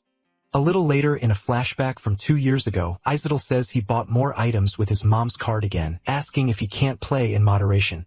Meanwhile, there were a bunch of people watching that fight between siblings. His younger brother is a high-level gamer in one of the games made by the protagonist's dad, and his older sister is a promising athlete with potential for the national team. And back to the present, the girl keeps going head-to-head with the beast. She starts using all her buffs and all confident, says there's no monster she can't beat in this game. And seeing everything the girl was doing, the monster again says she's got a promising future with talent like that. Then Kiwi says that for a monster, he talks like he's the strongest, and maybe he should be really confident in his HP, right? Either way, her hammer has an extra piercing effect that ignores any kind of armor, wanting to know how much damage she could deal him over all this time. But to the beast, all of that is just a joke, asking if she really thinks the attack of a mere human could affect him. But the girl didn't care at all and says he'll only find out once he gets hit. At that very moment, an explosion happens, and the monster thinks that when he looked into that child's eyes, suddenly memories from a long time ago came to his mind. Even though he'd lived for thousands of years, he never truly felt the meaning of existence. Even after fighting the primordial beings for 1,000 years, he still couldn't find that meaning. And even when 4 nations and hundreds of millions of lives were lost, he still didn't find that blessed meaning. Still, he's a primordial being and basically a divine beast, right? So obviously, a small attack like that isn't going to do anything to him, right? In the middle of that situation, the girl gets confused when she realizes her electric burst ability was getting kinda unstable. That very instant, the IQ ability breaks, and the monster realizes she was using a time stop skill. But since he's an immortal being, he already lives in a state of suspended time, meaning it's also flawed logic to stop his movements. Changing the subject, he asks if she's a being capable of giving him meaning. After all, she was the one who made it to the end of the dungeon all by herself, but she must not be that being, right? And the only person who could really give him meaning would be the protagonist. After all, that kid turned him to ashes with a single hit even though he's an immortal being, and now at this exact moment, he was making him move like a puppet. At the same time, a flashback shows the protagonist asking the beast if his name is Cody of the Nightmare. The monster is surprised, asking how he knows his name if nobody ever had a clue. Kim says that name was given to him by a boy with an incurable disease when he destroyed the 4 great nations, and it was a name given in the hope that he could die quickly. The beast asks how he knows those details, and Kim says it doesn't matter. But either way, he's the final boss of this dungeon, and his mission will be to protect that golden armor. That's the reward for clearing it completely. Then the scene goes back to the present with the monster thinking he's the absolute guardian of that treasure, meaning he'd finally been given a meaning for his existence, and all of that is thanks to the protagonist. A few minutes later, outside the dungeon, our boy was still trying to settle the battle just by talking, but the guy wasn't having it, thinking he definitely won't let his guard down. Besides, his daggers are powerful enough that they won't break that easily. That very instant, the player charges in full force, thinking he'll end this with just one hit. When he was about to land the attack, he uses the teleport skill, striking from the side, but he uses his teleport skill again. And at the same time, a bit of sand gets into the protagonist's nose. Dude, I didn't need that information. So the player spots an opening and instantly summons a huge tornado skill. But man, the protagonist sneezes and fires off a blast of power right then and there. With that, the partner gets launched into space, not understanding anything that just happened. He uses his teleport skill again, thinking that guy has an extremely dangerous power. Even so, he got lucky managing to place his teleport point under Kim, and now he's found a perfect opening, right? In that case, the real battle only started now, right? But when he looks to the side, he's already face to face with Lucia and Zero, assuming they might be the dungeon master servants. Then Lucia says he's challenging the order of an absolute being, and she's barely holding herself back, asking if it isn't way too provocative to show up literally right in front of your enemy. After all, his existence must have some kind of meaning if he doesn't want to be killed right there and then, ordering him to disappear from there immediately. Meanwhile, at the dungeon entrance, Kim says he needs to be careful not to sneeze from then on. At least he lifted his head a bit so it wouldn't cause any problems later, right? Also, wanted to know where that customer from earlier went, and in that same instant he teleports there. How curious.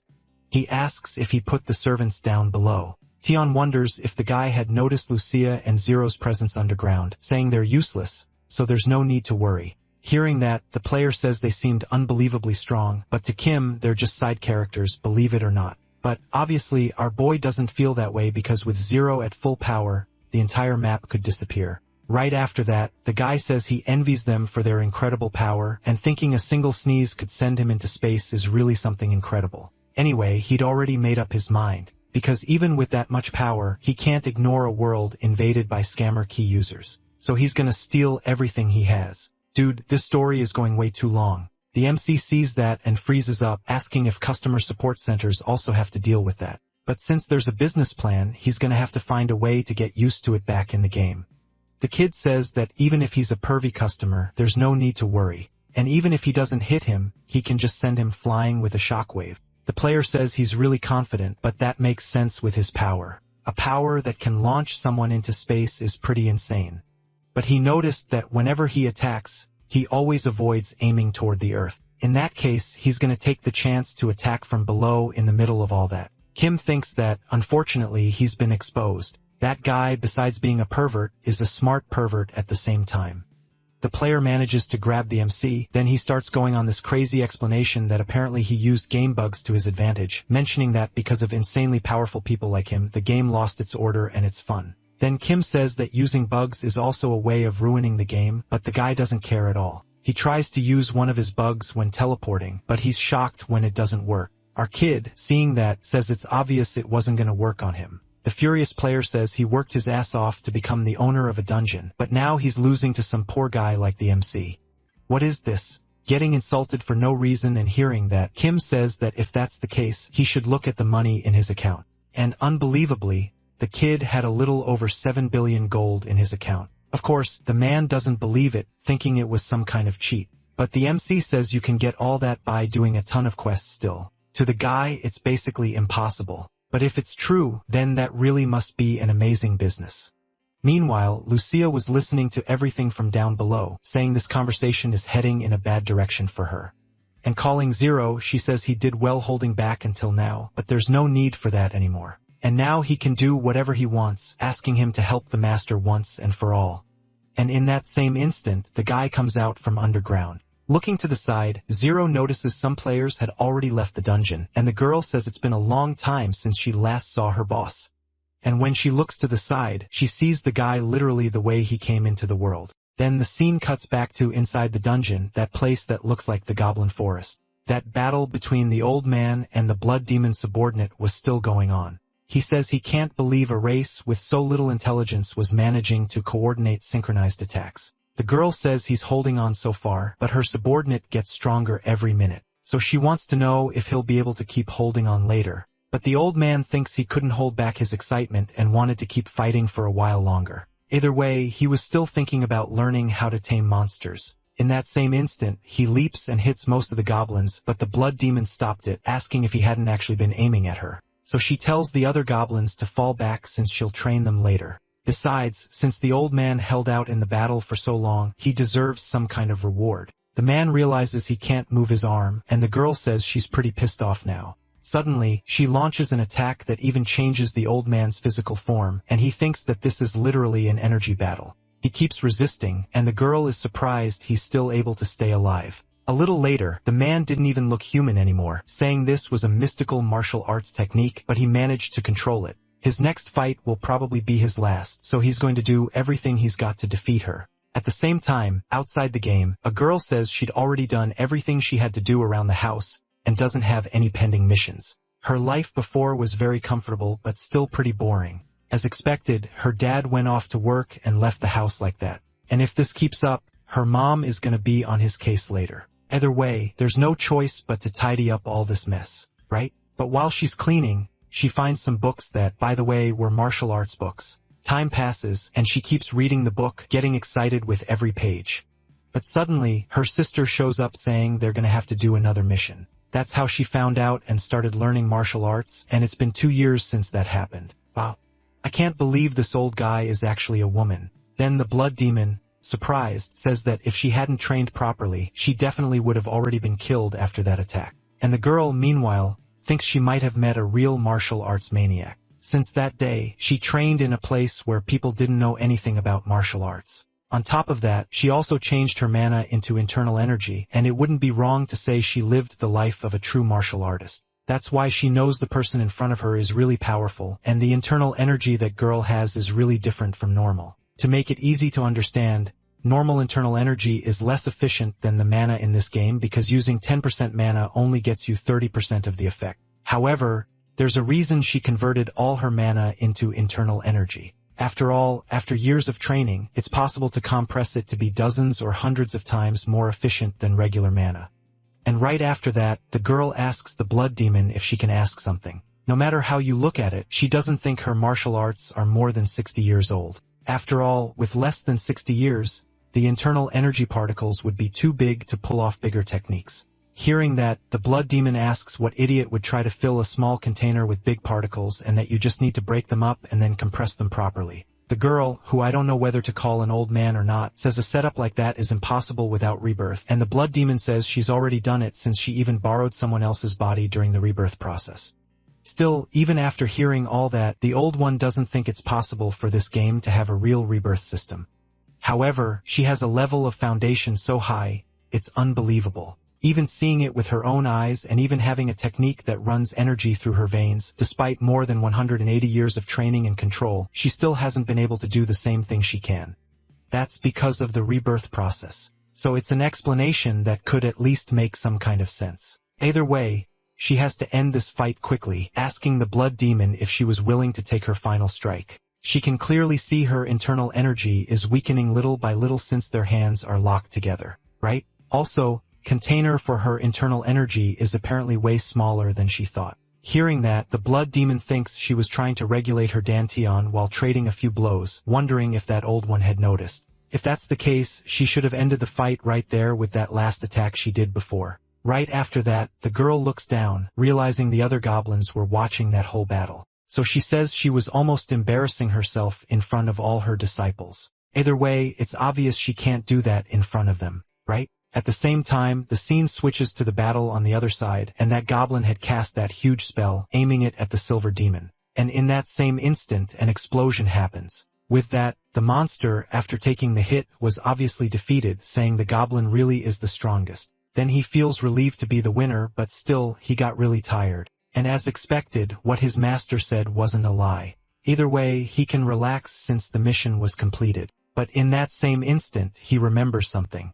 And looking to the side, he remembers that colorful door. However, then he remembers he doesn't need to worry since we're talking about his master, right? On top of that, the girl who went into that other door also seemed unbelievably strong. His race really likes powerful people. So if that's the case, he should train more to challenge them to a duel. The scene then switches to Kiwi, still going head-to-head with the giant beast. She really thinks she's gonna win. Right after that, the monster says that as expected, besides Kim, nobody could deny the reason for its existence. At the same time, it attacks the girl, and in that same instant, an explosion happens. but Kiwi managed to dodge the hit, saying that with that kind of power, it couldn't defeat her. The Beast, however, says that even though she managed to avoid the attack, she barely survived. And hearing that, Kiwi says that actually all this time she was the unluckiest one. Then she activates one of her abilities and takes off her cloak. The Beast is horrified by what it saw, and Kiwi says those are the illnesses that had put her life on hold. To make it easy to understand, her Key's ability turns her real-life weakness into strength in the game, so she's going to show him what pain really means in this world. The Beast, seeing that, says it's a pathetic ability, and the girl says she wants to know how long he's going to keep up that attitude. She starts showing what each virus does, and she had every possible kind. And the monster says that, in the end, that's just the fight of someone who doesn't have much time left. Hearing that, Kiwi mentions that the only reason she's using this ability is just to shut his mouth at that very moment. Her body takes on a metal form, and she says it really is true that she doesn't have much time left. Then the scene cuts to the real world with the doctors saying they're in a critical situation. Her heart rate keeps dropping, so they think they should take the VR off the girl. But that thing is basically working like a breathing system. Now back in the game, the girl was charging and saying she's going to finish it with a single blow, but obviously to the monster that's impossible. And the only one who could destroy him is the MC. Even if she got a bit stronger, only her base attack went up. Kiwi says that's true since her attack power went from 850 to 260-26, but the effect of her hammer always boosts her attack power by 1.5x. Besides that, the viruses spread through her body multiplied even more, raising her strength to over 100 million in that instant. Everything around them starts collapsing, and the scene switches to outside the dungeon. The MC swapped bodies with that player from before because of a bug and was super happy to have a ton of money in the account. Right after that, another girl shows up asking why the leader is dancing like he came into the world, and the man in Kim's body wanted to know how she got out of the dungeon alone. While the MC was dancing, the guy says he's got lots of clothes in his inventory so he can go ahead and get dressed. But our boy says that with 7 billion gold in his account, of course, he'd be happy hearing that. Of course, the player would get nervous. But since they're in the middle of a fight, he's going to use it to test this power he has now. But the moment he stands up, the poor guy gets launched into space. He has no idea how strong the MC is. He uses his teleport skill and feels relieved to have survived, but it really is insane power. And since he's a control master, he'll definitely get used to it. However, the moment he's about to get up again, he gets launched into space one more time. Meanwhile, Zero was watching all of that from the best seat in the house, and the player keeps getting sent off the planet over and over. A little later, he wonders how many times he's already gone to another universe and how one wrong step or breath could cause his death. And if he didn't have his teleport skill, he definitely would need more than one life to survive. Even so, this power is definitely a once-in-a-lifetime opportunity. His real-life abilities are worse than his sister's, so he dedicated his life to gaming. After becoming an elite player with several tournament wins, he finally got recognition at home, but then his sister suddenly started playing this game too with some busted ability that pushed him to the sidelines. But now it's his turn to make a comeback, and he was destined to find that kind of power. And obviously his ambition can't stop now. At the same time, that girl from before shows up, saying all of this is great, but he'd better get dressed. Meanwhile, the player from far away says he couldn't stand watching that anymore, asking the girl if she wanted to stop dealing with this guy and join them. But she actually gets nervous, asking what he knows about the man at that very moment. A flashback appears with the girl asking if he really thinks he could be the new leader of Balanzo's group. They always followed Balanzo's orders, but the man says his rank is higher, and he came there as an official representative. However, to her, a former elite player couldn't be above them. Hearing that, the man says her look is unpleasant, and the girl asks if he expects formal treatment just because he's called the leader. Then the guy says that misunderstandings caused by a look during a mission can raise the danger, and as the leader, he's got absolute authority. After all, the members of this group are supposed to communicate through their looks, and they mustn't lie about each other's feelings.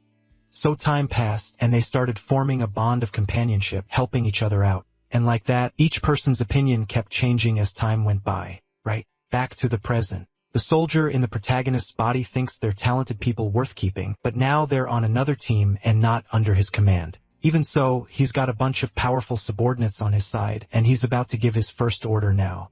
Calling Zero, he tells him to deal with that guy in front of him, but not to touch the other people. Hearing that, the kid doesn't waste any time and goes after the protagonist, who realizes Zero was there too. And taking the kid by the hand, he tells him not to be surprised because what they're doing now is called dancing. To make it easy to understand, it comforts you when you're sad and makes you even happier when you're already happy. To be honest, he shouldn't be teaching something like that to someone who's supposed to be cold and cruel, but it doesn't matter anymore since his life has completely changed. Either way, he should enjoy it as much as possible. Meanwhile, Zero kept watching without saying a single word, and believe it or not, the kid just goes along with it. The other girl was watching everything quietly too, and at that exact moment, the player in the protagonist's body teleports. Obviously, the girl saw that. Realizing that technique is obviously her leader's, the guy pissed off asks Zero if he didn't just hear the order he gave, asking how he dares ignore his order and stay with that guy.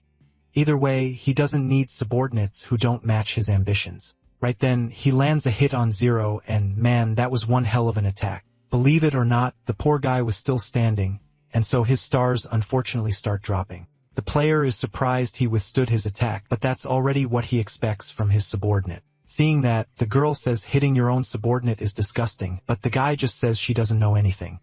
His ambition is a road to hell, and if the one by his side isn't up to the task, they're trash too. But she doesn't agree with that, because the more crucial the moment is, the more they should stick together. If you don't trust your comrades, the danger goes up in critical moments, and that's one of the orders of Belansko's group. So he's gonna achieve absolutely nothing with that rotten look. Hearing that, the player says her leader is definitely proud of her. However, with ambitions big enough to change the world, the weak will only get in his way. About to land a blow on Zero, he tells him to blame himself for disobeying his orders. Right then, an explosion happens, but the guy is surprised he didn't land his hit.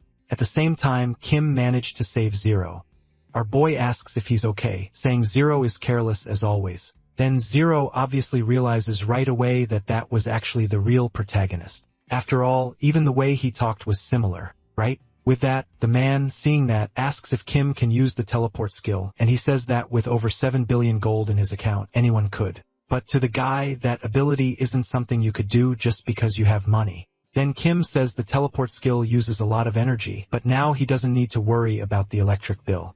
And pissed off asks how he dares touch the characters his father created. Either way, he's gonna pay him back in the cruelest way possible. And damn, now things worked out for the protagonist. Right after that, our hero asks Zero if he only noticed now that his body changed. Anyway, there's no time to talk about that since they've got a secret mission. And on the other side, the girl wanted to know why her boss was talking to this kind of guy. And to make it worse, there was this discomfort that was bothering her. Right after that, the player says that place was about to turn into a war zone, so she has to leave or keep her distance. However, she says it doesn't matter, and she'll stay with him even in death. Hearing that, the guy says she's always been like that, and that's why he's always liked her. What is this? A confession out of nowhere. Obviously, the poor girl didn't understand anything, and the player thinks that, in his original body, he'd never be able to say that. So then he says goodbye to his first love. Surprised, she thinks she might already like someone, but still wanted to know why her heart had sped up. And remembering the discomfort she'd felt before, she even starts to think that person is the one she has in mind. In that same instant, the girl gets thrown into space, saying there are still so many things she wanted to say, but it's already too late. And right after that, the player thinks this should be enough. Either way, now he can control it more precisely since he confirmed the power works properly. But he wants to know why his attack didn't work when he attacked Zero, and that'll probably be the final step to fully mastering this power. Getting close to the protagonist, he asks why he didn't use the teleport skill from the start. But the kid didn't feel like talking anymore, telling Zero that with his speed, it should already be enough, saying they should just end this fight once and for all. But the man is the one who answers his question first. Every time he uses this power, danger always comes as a consequence. And even before switching accounts, the teleport skill was already essential. And hearing that, Kim pissed off says that every time he uses this teleport skill, it costs a lot on the electric bill.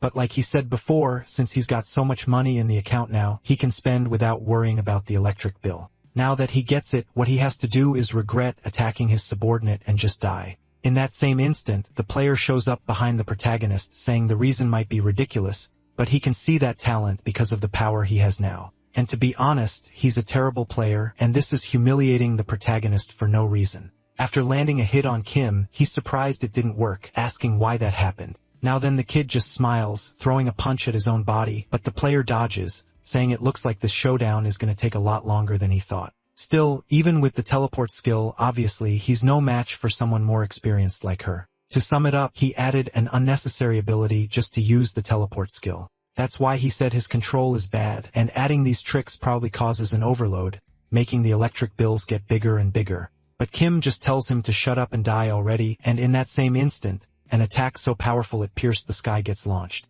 At the same time, the scene switches to the blood demon fighting that old man.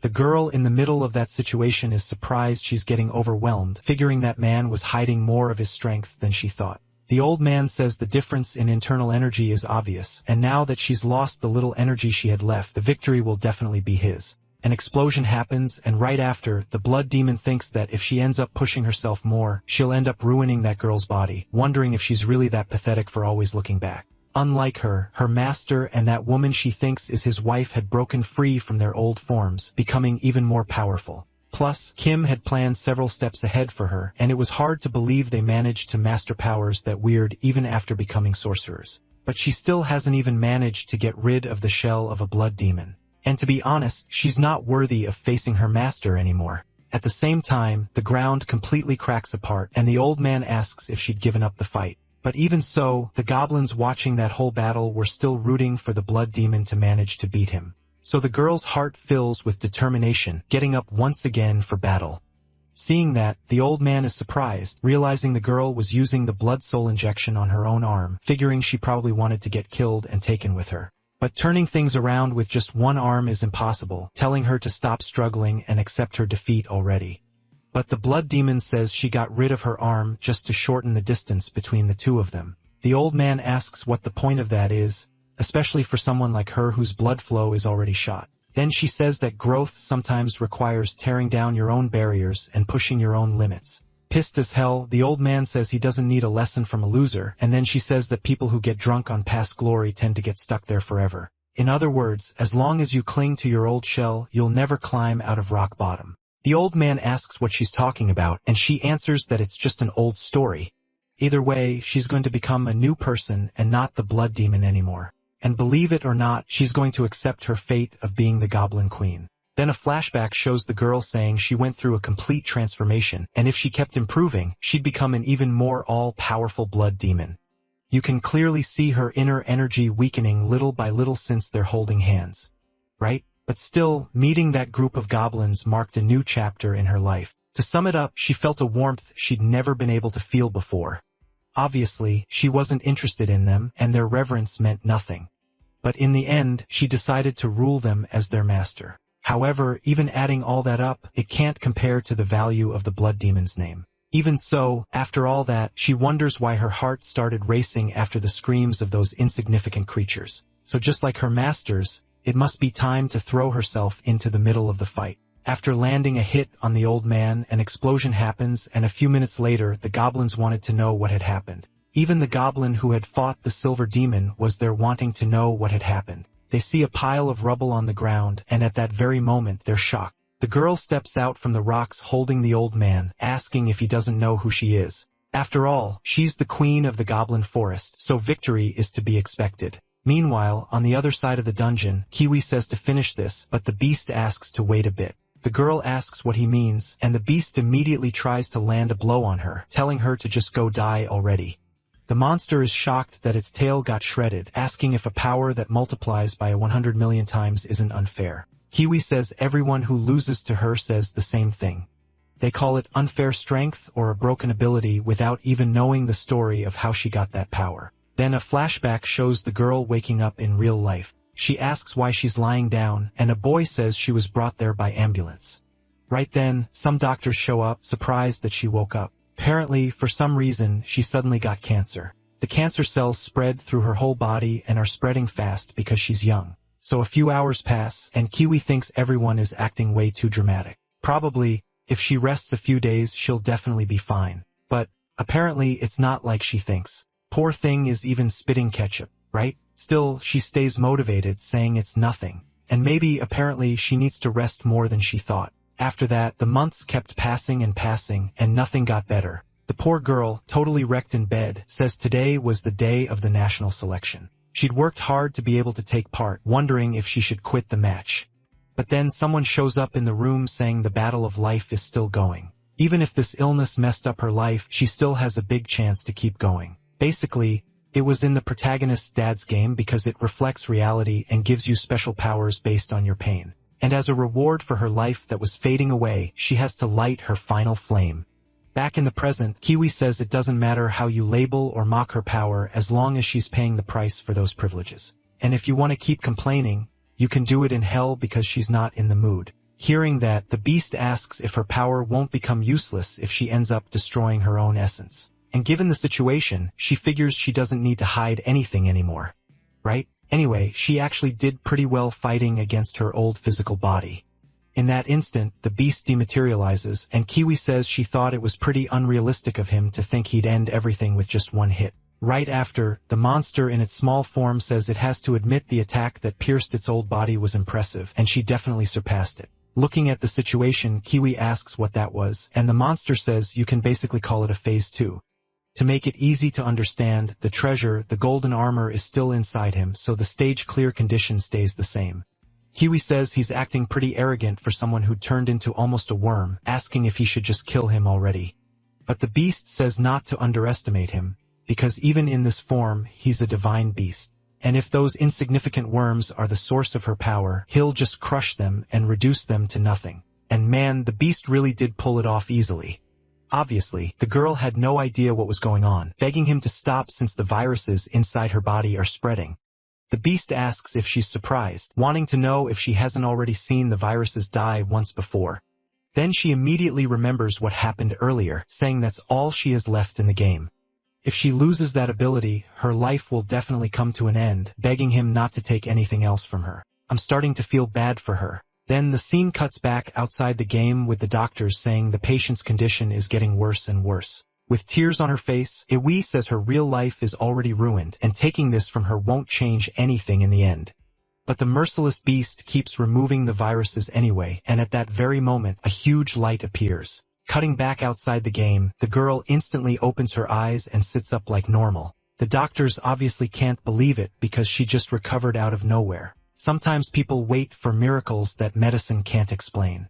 Every now and then, they even witness those miracles. And even if it was just hope, inside a game, a god often answers sincere wishes. In the end, that beast, believe it or not, some kind of god was just helping Kiwi. Back outside the dungeon, the protagonist had placed some kind of portal at the player's feet. He starts making a bunch of excuses, saying that won't work on him, but then he realizes what the real purpose of it is, wondering where that huge massive energy from Kim had been coming from earlier. The moment he figures it out, he uses his teleport skill, asking if Kim was absorbing his power, but the kid asks what he's talking about because that power was originally his. And now that he's noticed, he can die already. The two attack each other, and in the same instant, a huge explosion happens. The player thinks that, like he suspected, that skill definitely isn't for defense. Then he raises his hand, using the portal to teleport somewhere else, sending all that magic into space. Watching the situation, the player says that's a bug too, asking if it wasn't called save canceling. Kim says that's exactly it, but almost nobody knows about this specific bug.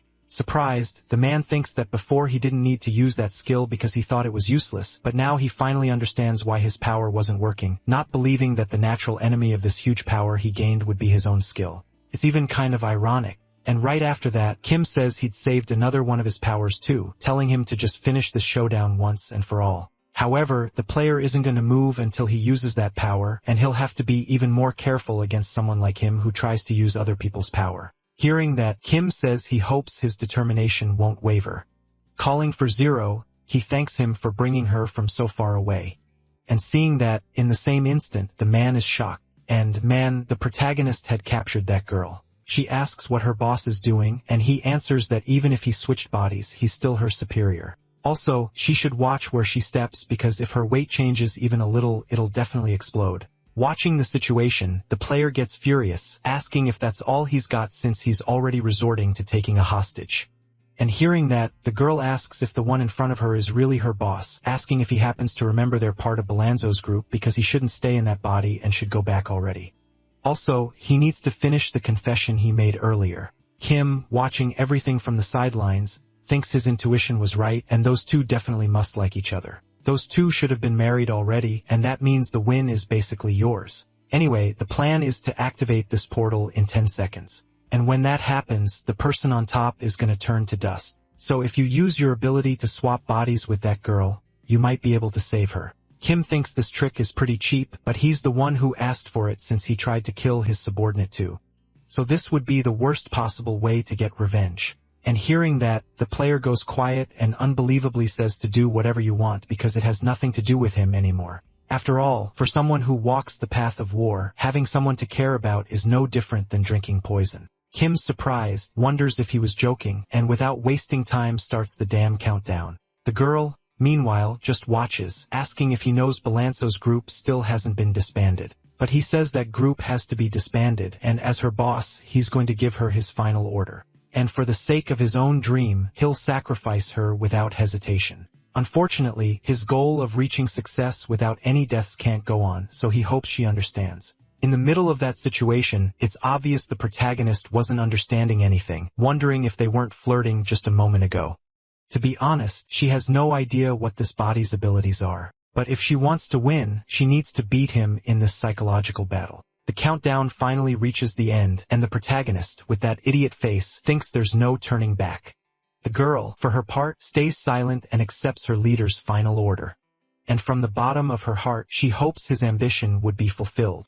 At that exact moment, the portal explodes, and Kim immediately realizes he screwed up. His guess was completely wrong, and the guy in front of him was more cruel than he thought. With that, the poor girl gets thrown into space, and the player, walking up to Kim, says he created a hostage situation that made absolutely no sense.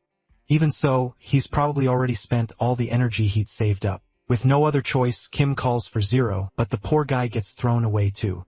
And the player says that like he wanted, he's going to end that confrontation quickly. The two start a teleport fight, and the guy says Kim is way too slow, asking if he hadn't said earlier that his control over his ability is just awful. He grabs our boy from behind, and in that instant, a light surrounds them both. Meanwhile, that girl was still drifting in space, losing HP every second. At that moment, someone shows up saying he made her wait. Apparently, this guy is her leader now, thinking he almost made a decision he would have regretted for the rest of his life. Then a flashback shows the girl asking if he wanted her to install a location-sharing app inside the game because that's couple stuff. The guy says it looked like they'd need it for a secret mission, and the poor girl, all embarrassed, just shares her location without thinking. And back in the present, the man says that if he hadn't installed the app back then, he wouldn't have been able to find her like this. With tears on her face, she asks if he changed his body just to find her location even though he had so many ambitions, but he says he was actually being really stupid. He almost lost her right then, but unfortunately he realized it too late. Then another flashback shows the protagonist asking why he was hugging him, and the guy says it was to swap bodies one more time. After all, that girl's coordinates were still saved in this body. The two start arguing about how they should have done it way earlier, and the guy thinks swapping bodies now means losing the confrontation. To be honest, he'll be giving up the supreme power to fulfill his ambition, and his original account will be deleted, losing absolutely everything, wondering if he'd still want to go back to level 1 and keep playing. It'll definitely be hard, but for someone who's already lost everything, it doesn't really matter anymore. So that's what happened, and the guy swapped bodies. And back in the present, he says he was planning to start over from the beginning, asking if she wanted to join him. The girl says she would keep following him, and that's how they hit 0 HP. The two get logged out, and the guy was obviously frustrated about it. At least he hadn't let his partner down, but it looks like he's gonna have to start from level 1 again. But realizing he needs to learn more about his abilities is already a positive result. Anyway, your goal hasn't changed, and from now on, you're going to find a way to fully master your skill. With that, the battles finally ended, and the protagonist group got a total victory. The scene then cuts to the protagonist, not believing that an account with billions of gold had been stolen. But at that exact moment, the system shows up. And to make things worse, he's going to have to pay for all the dungeon's damages. The poor guy couldn't take it anymore. And right then, the blood demon shows up with her soldiers. The girl says she finished her job, and Kim, watching the situation, wonders if it's still too early to give up. Either way, he can't let things fail after building a system and talent like that. All of a sudden, our boy logs out of the game, and back in the real world, he says he's definitely not giving up. Right after that, Kim realizes he got another key, which means he could summon another hero. The choice has to be made even more carefully because with a 7 billion debt on his back, if he picks the strongest one right now, everything's gonna go down the drain. In the worst case, he could spend his whole life regretting his choice forever. Still, even after all this mess, for some reason, he's feeling way more determined. So he's going to get through this crisis with the strongest characters he'd created, and there's someone who's obviously perfect for this situation.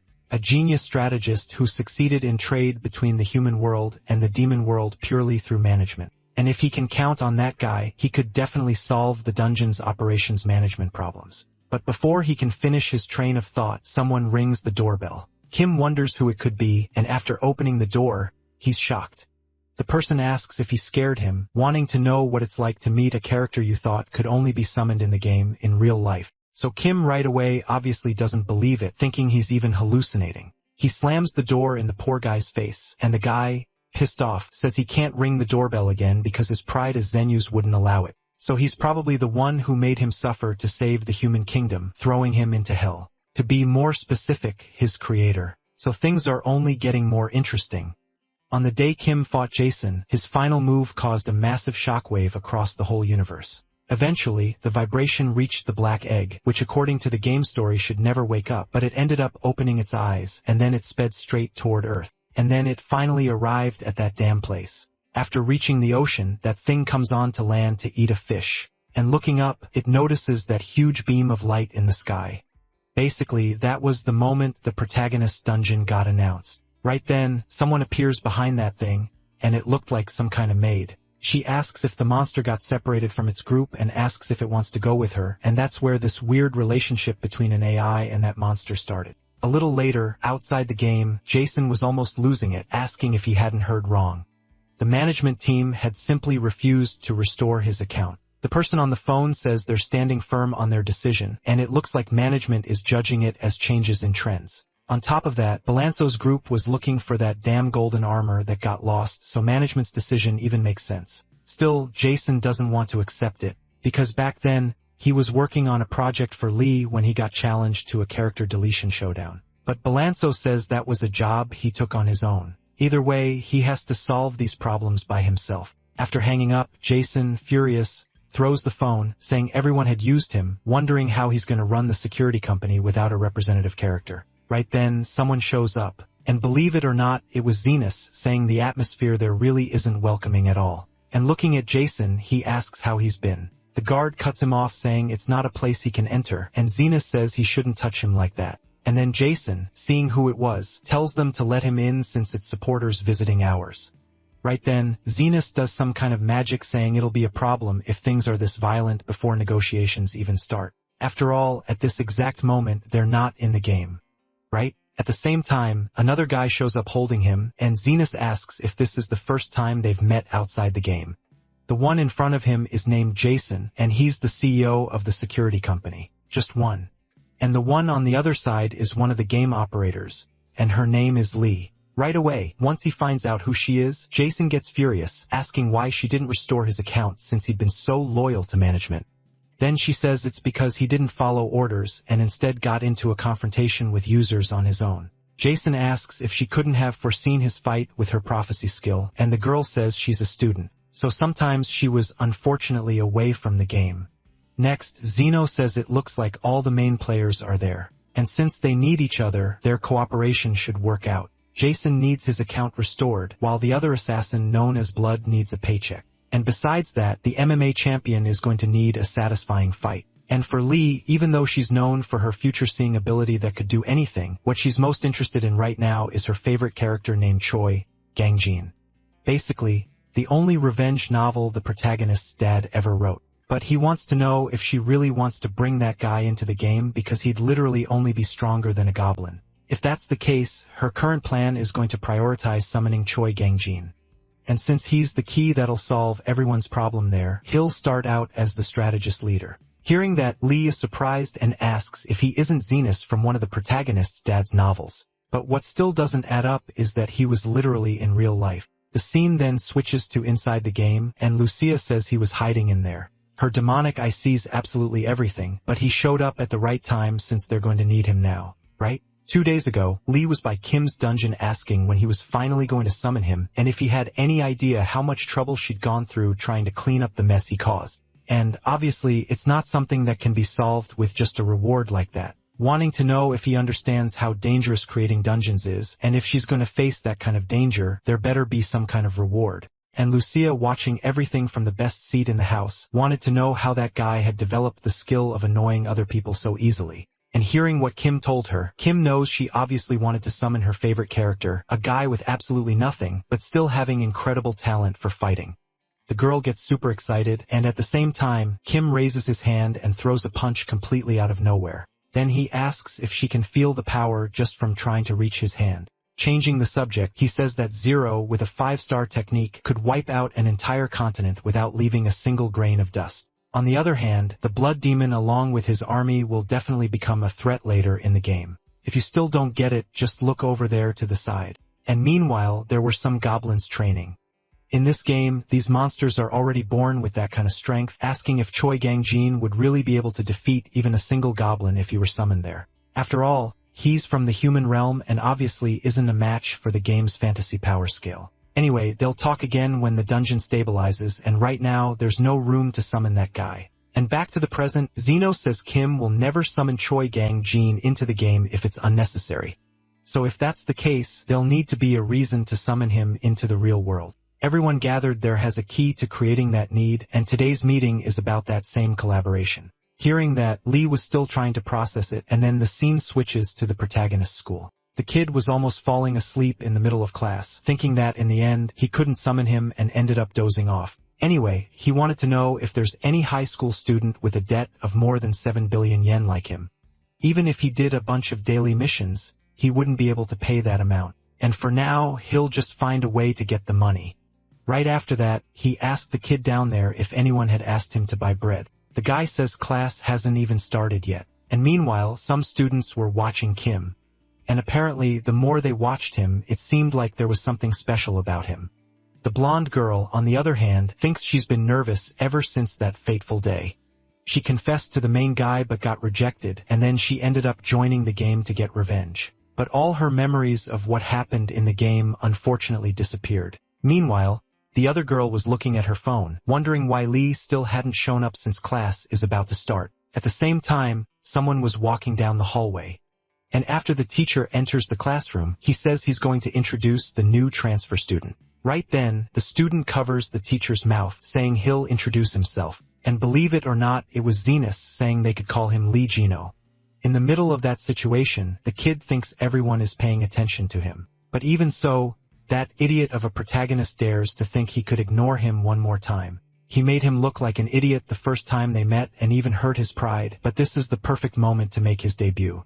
However, right when he was about to say something, someone else shows up at the door. That was the one the wiki says transferred to this school because of her sports scholarship. The teacher says that, like he said before, there's another transfer student so you can all sit in your seats. At that moment, all the students recognize the girl. After all, she's a famous ranker in the protagonist's dad's game. Everyone wanted to ask her for an autograph, and Zenas thinks his first public introduction as the main character was a disaster. To be honest, he was familiar with all the information about the school, but a transfer student had completely thrown off his plans. And on top of that, Kim, even in this chaotic situation, doesn't show even a hint of interest. As expected, his very existence is a nuisance, and obviously he's not going to let that slide, right? A little later, it had gotten dark, and the boy thinks the title of genius strategist feels totally meaningless now. Because of his talent, he even made the gods jealous and was exiled from the divine realm.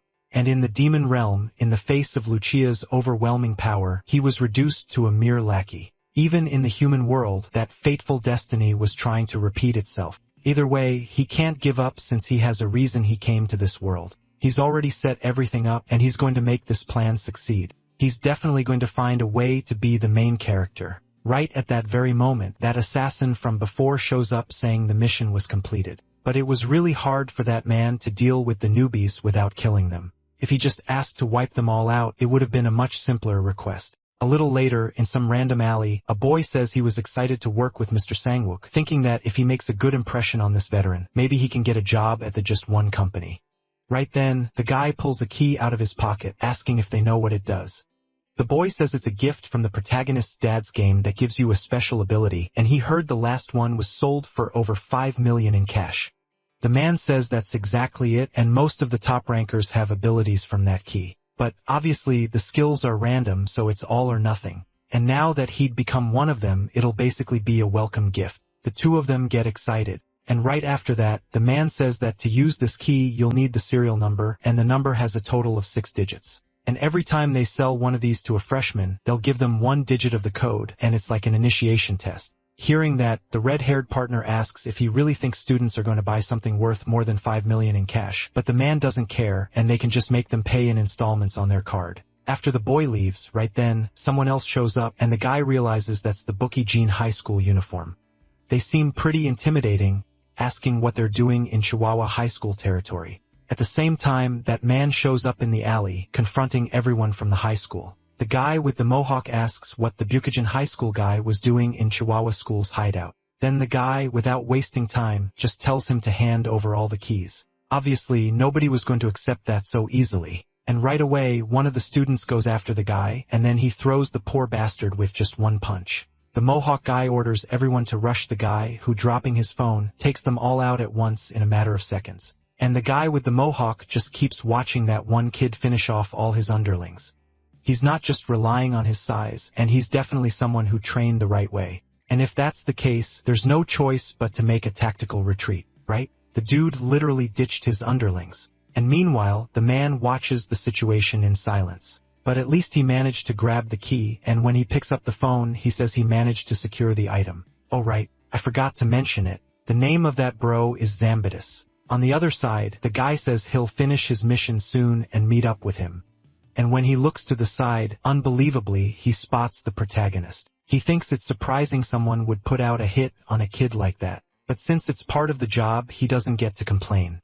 Right? He just has to get it over with. Then he hears a noise next to his car, and at that exact moment, the building manager shows up. She tells him to move his car, asking if he doesn't know it's a no parking zone. Not understanding anything, he wonders who this woman is while looking in the rearview mirror, watching the protagonist. Either way, she should consider herself unlucky because he's going to take out any witnesses and anyone who gets in his way. He throws a sneak attack to try to kill her, and the woman, unbelievably, manages to dodge the strike. What the hell? Is she really that strong? She realizes it was a poison needle, and since she doesn't want to get involved, she's letting it slide this time. Still, she makes sure he remembers one thing, ordering him to never set foot in this area again. The assassin doesn't waste time and drives off. And a little later, it's already night. Zeno says there were a few interruptions, but it's nothing to be surprised about, right? As expected, no matter how carefully you plan, things tend to go wrong when Kim shows up. After all, that's the fate of outsiders like him. Still, since they confirmed the mission failed, they should count that as some kind of success. After all, every plan that got carried out without the protagonist's finger in it worked out. Then the scene cuts back to Kim again, saying he has to find a way to summon Zenith today. But no matter how much he looks, he can't find his web novel, and man, he knows the kid is literally in real life. If he can't get Zenith's help, he's definitely screwed, asking what's the point of being a dungeon master when you've got a mountain of debt. If this keeps up, he won't have a single breakthrough in his life, so he has to find, no matter what, a way to summon Zenith. Then the scene switches to another place with Zenith holding a book. He says this book was taken from the protagonist's father's library, asking if there were any problems during the retrieval. The assassin says no, and instead the security system was so weak it was actually disappointing. But like the client said, they ran into interference on the level of a covert op. Hearing that, Lee is surprised, saying it's obvious Kim isn't the type of person who'd do that. Sano says that's because the story's pushback is only starting now, but either way, it'll take time to figure out his goal. Still, he'll reveal his intentions tonight, and everyone there will see his dream become reality. So without wasting time, they should start the game already. A little later, the protagonist inside his school asks if she doesn't need someone to go buy bread, but Kiwi calmly says she doesn't eat snacks. The kid leaves all sad, and the other student says Kim is just weird by nature. And hearing the protagonist's name, the girl is sure she's heard it somewhere. A flashback pops into her head of that earlier battle, thinking the name was probably really similar. So she suggests a game to see who would go buy bread, and it'd be a good chance to get some exercise when she takes a look around the school. And if she ends up losing, she'll buy all the bread he wants. And hearing that, Kim obviously gets super hyped, saying not to underestimate him. A few minutes later, the two of them were literally running down the school hallway, and Kiwi thinks he's really willing to take on a sports scholarship student. But no matter who it is, it's definitely a serious match. So the race goes on, and unbelievably, Kim can actually keep up with her. But after they reach the finish line, obviously Kiwi was the winner, right? No way an athlete is losing. But then Kim shows up right next to her, saying that looking back during a match means you don't have the determination to win. He walks through the crowd and says she still doesn't have the bread in her hands. Without wasting time, he hands the bread to the lady right there, saying his friend will go pay. In the middle of all that, Kiwi thinks that the will to win was what she was missing, figuring she'd lost her fighting spirit. But either way, she agrees to pay for everything for the protagonist. He gets super hyped, saying she's really awesome, but to her it's not that big a deal, you know?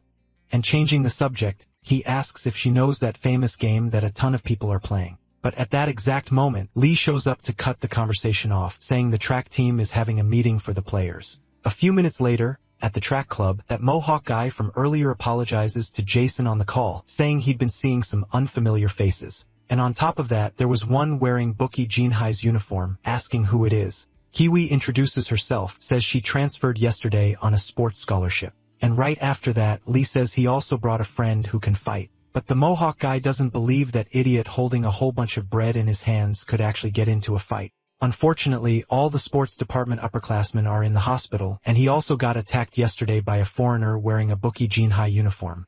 Hearing that, the red-haired dude is also shocked, not believing all those third-year upperclassmen got completely taken out. And the leader says that guy was strong enough to match him, and the current problem is that he stole all the keys. But with the call he just had with Jason, his worries are over since the stolen items belong to the just one organization. So they're gonna start looking for the key immediately, and they're gonna find a chance to take down Bookie Jinhai. To sum it up, at 8 o'clock at Central Karaoke, they're gonna crash the Bookie Jinhai guys meeting, telling everyone to get ready because it's gonna be the start of taking over that school. A few minutes later, the protagonist's group had already left that place, and he tells him the school has turned into a battlefield. On top of that, the thief Kim was looking for, who stole the Xenos history volume, is at the school. Either way, they're gonna need Kim so they can summon Choi Gang-jin so they can fight. A little later, Kim asks to have everything that happened cleared up all at once, asking who the thief is that broke into his house and stole the Xenos novel, and Lee answers that it was the Book Jinhai gang. The guy's codename is Blood, and it's really easy for him to break into an empty house since he's a top-level assassin on a secret mission. Hearing that, the MC wants to know if they're sure they're talking about a high school student and if he's also the one who stole the keys. Lee says it's true that whoever did it is part of Bukchin, but it was someone else, and he wrecked that place using nothing but brute force. The jacked guy's name is Zambides, and he's a former MMA champion from over 5 years ago. Kim asks if that's the case. Wasn't he the champion back in middle school? So all of this is really suspicious. Let's say that story is true. Then he wants to know how she knows all of this in such detail. On top of that, the only person who knew he had a limited edition book at his house was her. All of that lines up for her to have been the reason all of this happened. Hearing that, the girl says he might be right. But if that's the case, then they just need to summon Choi Gang-jin right now. The scene then cuts to inside the game. With Kim saying they're gonna summon him in that place still, she seems kind of weird. And the girl, all nervous, says it's the summoning of her favorite character either way. The MC still doesn't know how they're gonna manage to summon him into the real world. Right after that, Lee says he can feel his presence disappearing from the game, which means there's a chance he's being moved to somewhere that isn't specifically inside the game at that exact moment. Lucia shows up saying she was against the summoning because they're basically calling in a useless person, but the MC just ignores her and starts the summoning right away. The silhouette of someone appears, and Kim asks if it's really possible to summon a game character into real life with this technology. Turns out this technology was the one to blame for making over 7 million people become homeless. It's a skill that burns a lot of electricity, so obviously he doesn't really feel like using it. But because of this mess, there's no other choice. All of a sudden, Kim uses his teleport skill, telling Choi to pay attention to his words from now on.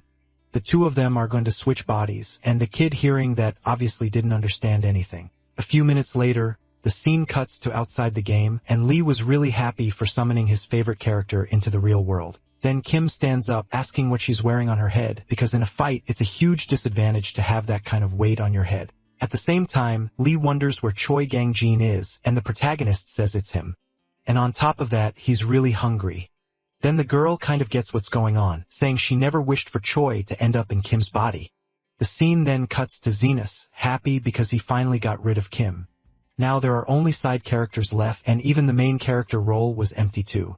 Protagonists get privileges in a web novel, asking what's more threatening than anything to side characters like them.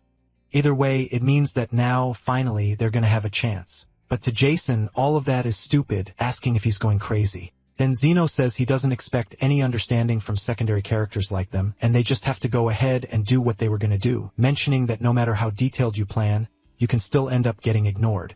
And even when you show up as a transfer student, the main character's drama could steal your moment. Besides, they could even make an assassin fail their mission. Kim inherited the main character's bloodline and covered up the real culprit with a side character called Choi Gang-jin.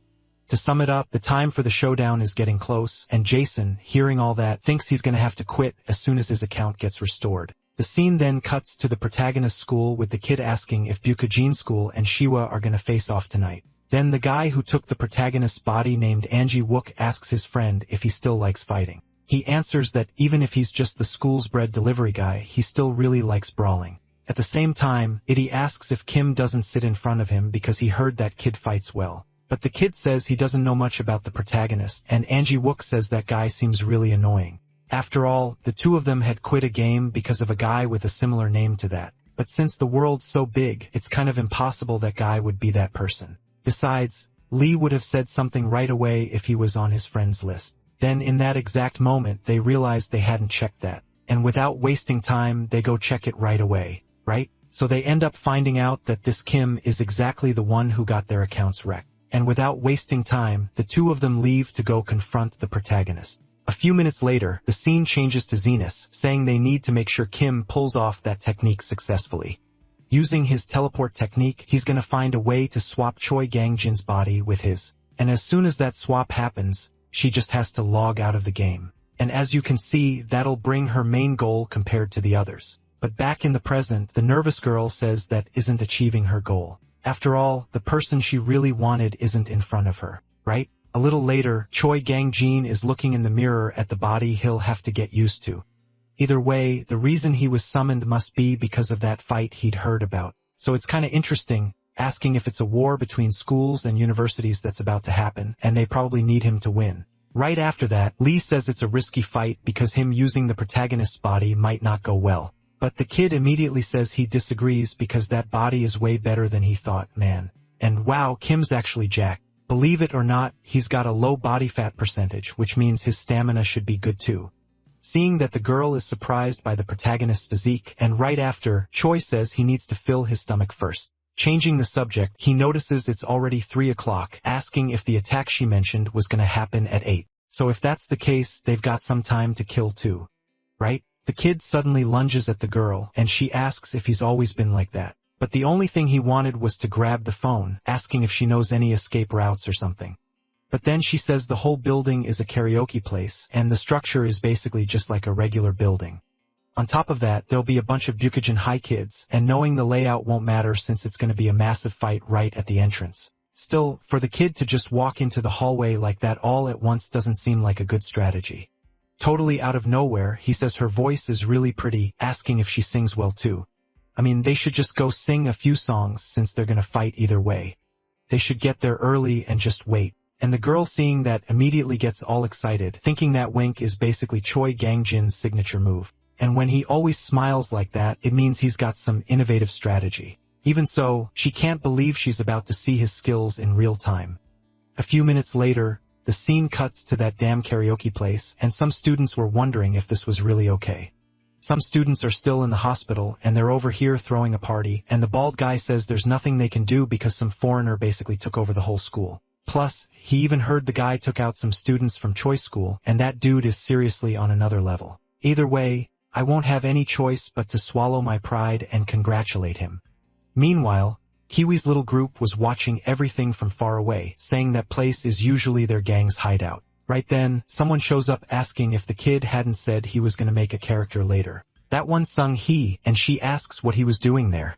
Since that day, he hasn't logged into the game even once, and now he's with another girl, asking if he forgot he's using a location-sharing app. Without wasting time, Anji Wook grabs the girl, saying he's hiding because the protagonist said he was gonna come there. Then she remembers it was that guy who acted like an idiot in her boss's body. Obviously, she's never gonna forgive that guy. And right then, Choi Gang-jin shows up, asking if they can move out of the way.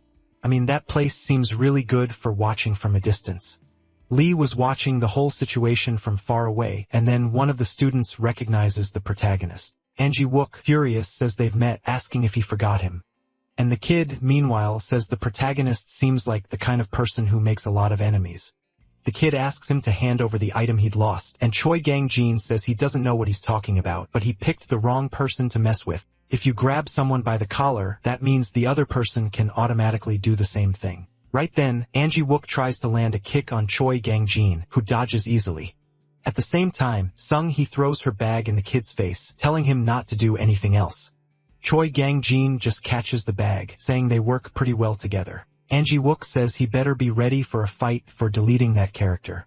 But right then, Choi Gang-jin ends up dropping one of those perfumes, and the kid without thinking tries to catch it since it was Sung-hee's, right? He manages to grab the item, and right then, the high school group notices the commotion. But one of the students says Central Street is always noisy, so there's no need to worry about it. The Shwa school guy, meanwhile, was watching everything from far away, saying this feels like the calm before the storm.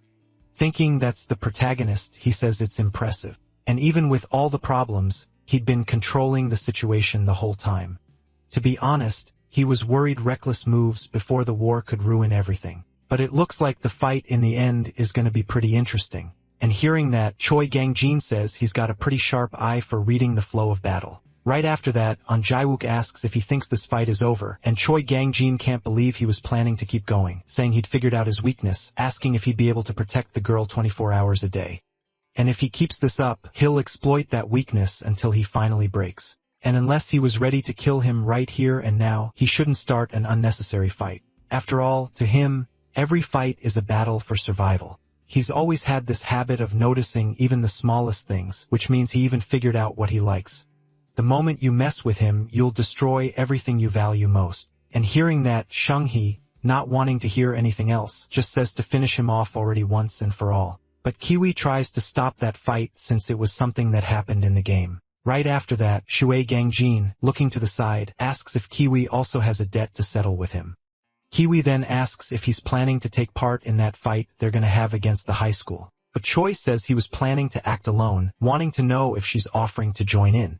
Kiwi says that if he ends up needing her help, she'll start getting involved. Obviously, the other two weren't agreeing with that because if something goes wrong, her life could be over. But she didn't care at all, saying that if Kimmy needed muscle, she'd just answer. Man, she has no idea that here he's not the protagonist. Hearing that, the kid is surprised, saying that karaoke room is no different from the enemy's den, and he was planning to push in alone straight to the heart of it all. And she'll definitely regret it bitterly if she keeps offering help like that. But she says she's always known who he was from the start, and she was just interested. A flashback pops into her head with that beast from before saying that all of this is only thanks to the protagonist. And she thinks that if those words ever become true, she'll have to find a way to pay that debt back.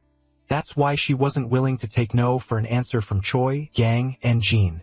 Right? So the kid ends up accepting, saying she'll be on her own if she gets dragged into his fight. But she says she's been walking the road to hell for a while now, so she won't mind that. Right after that, the other student says the attack was set for 8 o'clock, asking why they're attacking earlier. On top of that, he heard the third-year seniors and the just one company security squad teamed up over there. And hearing that, Choi says he seems to have a good eye for reading the situation, and he feels like he might need that insight someday. There's also the fact he admires those two who stay fearless even under threats, asking if it wouldn't be better to join forces now that they've come this far. He can only show the truth through action, so he'll do it by taking over Bukijin High.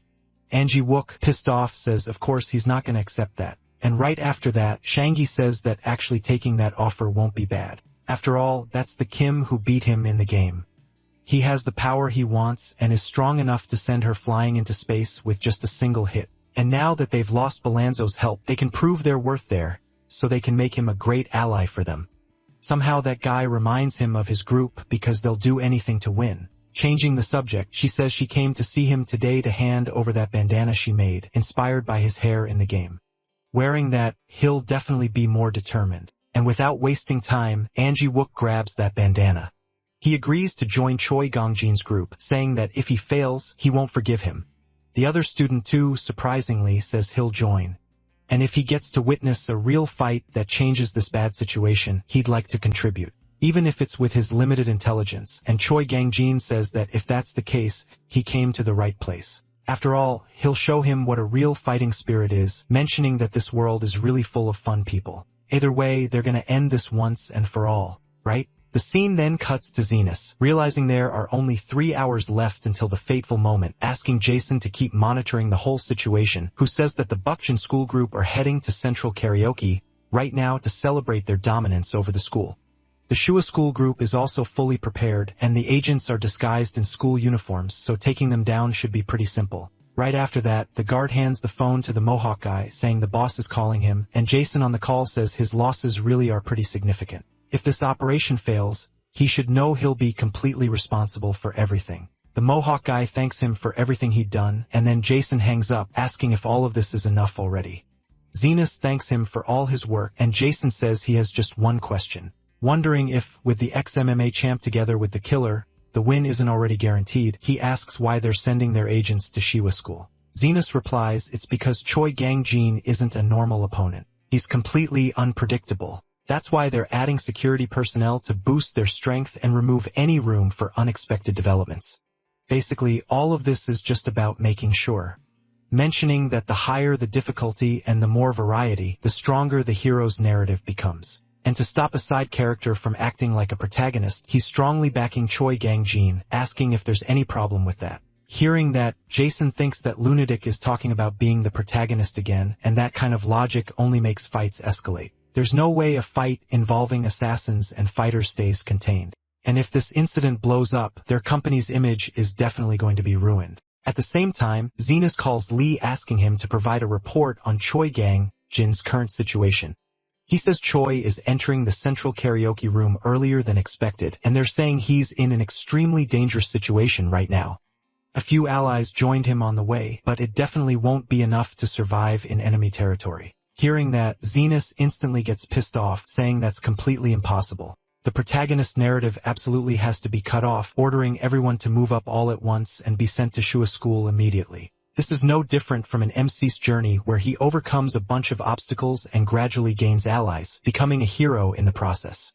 In that case, they need to adapt by acting accordingly. So he goes there too. The scene shifts somewhere else, and the assassin with the codename Blood says he's heading out first. The others can stick to the plan and go to the central karaoke. So the guy leaves, and then the other one says it looks like it'll really just be the two of them back at the karaoke. Someone asks if some kind of party is going on since they're blocking the entrance like that, asking if they could just let them through already. But the students obviously weren't going to, telling them to get lost already because there's going to be a high school event. Choi asks if they can't see his uniform after all. They're from the same school. Then right away, another student whispers in the bald guy's ear, and he's shocked, realizing that girl is the famous Kiwi, asking if she shouldn't be in the hospital, and she says she ended up getting discharged. Right after that, Choi tells the student that from now on, the two of them will be the assault team. With their small numbers and lack of physical strength, the only thing they can do is take control of the vibe, so they use that spirit to push straight into the heart of the enemy lines. Right after, he puts his hand on Kiwi's shoulder and pissed off tells them to let them through already. A little later, everyone manages to get in, and the boy calling over there asks if the boss's room was on the 50th floor. But the girl, changing the subject on the call completely out of nowhere, asks if they couldn't just stop this fight. Honestly, it's not a good time for them. And as a fan, she can't watch them fight while they're holding a ticking time bomb. But Choi says it's fine, and hanging up tells the group the goal is to get into the boss's room. Either way, if there's any obstacle in the hallways, he wants to leave the rest to them. Hearing that, Angie asks if that strategy is possible because if someone goes out, they'll definitely have to face a huge number of people. Kiwi even offers to do it instead of the boy, but Choi says she's actually on the assault team, meaning Angie Wook is the most suitable guy to do all that. And with that bandana he's wearing now, he definitely won't be taken down that easily, right? And everyone, without wasting time, gets off the elevator all at once. Then Choi passes by some students, leaving the rest to his group. Choi even takes out the two who were up front, and the student watching all that wonders if that's really a technique you could use in a real fight. Out of nowhere, the kid pops up like a ninja, saying he'll leave the rest to the two of them. The high school students were wondering who this guy is, and Choi, not caring at all, says they'll have to step back unless they want to be killed. The guy keeps walking past everyone, and the other kid thinks he thought that spirit thing was just an illusion because it couldn't be seen. He also believed that only physical strength could dominate the atmosphere. But now Kim was carving a path with nothing but sheer evil spirit. He knows that guy isn't even Kim. He really is an impressive person, and obviously he's gonna follow behind him, right? A few minutes later, some high school students were inside the karaoke, and at that exact moment, someone opens the door. They don't recognize the boy's face and ask how he got in there. Then Choi says that from now on, he's taking control of that room, and none of them are walking out of there on their own feet. Right away, the fight starts. And meanwhile, outside the karaoke, it starts to rain. At the same time, that killer from earlier shows up too, asking if there were any more visitors. The guy next to him says it was like 3 or 4 people, and it looks like they were invited, but there were some unfamiliar faces. Without wasting time, the killer goes into the building and ends up running into someone. The girl asks where such a handsome guy is going in such a hurry, and at the same time, the guy knocks her out, thinking that this is a toxin that could paralyze even an elephant in an instant. Meaning, nobody could stop him now. Right? But then, unbelievably, she was still awake, grabbing the guy's foot, saying that her boss also threw himself into the battle, risking his own life. A little before all that chaos, Zeno says he was on his way to the building too. Besides that, they have to make sure the key kit is safe in the VIP room on the 50th floor. The killer says he understood everything while thinking it was a really stupid request. Lately, his boss had been giving him literally pointless missions. The first mission was to grab a book from some regular guy's house, and it was easier than robbing a supermarket. He even almost felt guilty about having to assassinate a kid who didn't seem like anything special. Obviously, there was interference, but a variable like that in espionage wasn't surprising at all. In fact, the difficulty level goes up with the assassination orders, but that doesn't matter. And as long as he meets the requirements and gets paid, that's enough. All of that if he can keep his little sister smiling. But today, he was surprised that that girl managed to withstand the neurotoxin. And for the first time, he thought that this specific mission wasn't going to be as easy as he'd assumed. Right after that, the girl apologizes to her boss, and finally passing out tells him to take care of the rest. The killer just stares at that. But either way, he continues his mission, getting into the elevator. He reports that the entry was a success. And a little after the elevator doors open, Choi Gongjin's group shows up. Looking at the situation, the guy thinks everyone there is still alive, and there's definitely no real professional in that group. Either way, the mission comes first, and there's no need to deal with them one by one. In that instant, he uses a device to release a gas and starts to leave. Seeing that, Kiwi asks if he wasn't watching the entrance earlier. If that's the case, they need to try to contact her right away, or they'll go down there and check for themselves. Wook says they should keep guarding the passage, but the girl says they already did their part, and she can handle the rest too. After all, besides Choi, there's another martial arts maniac there too.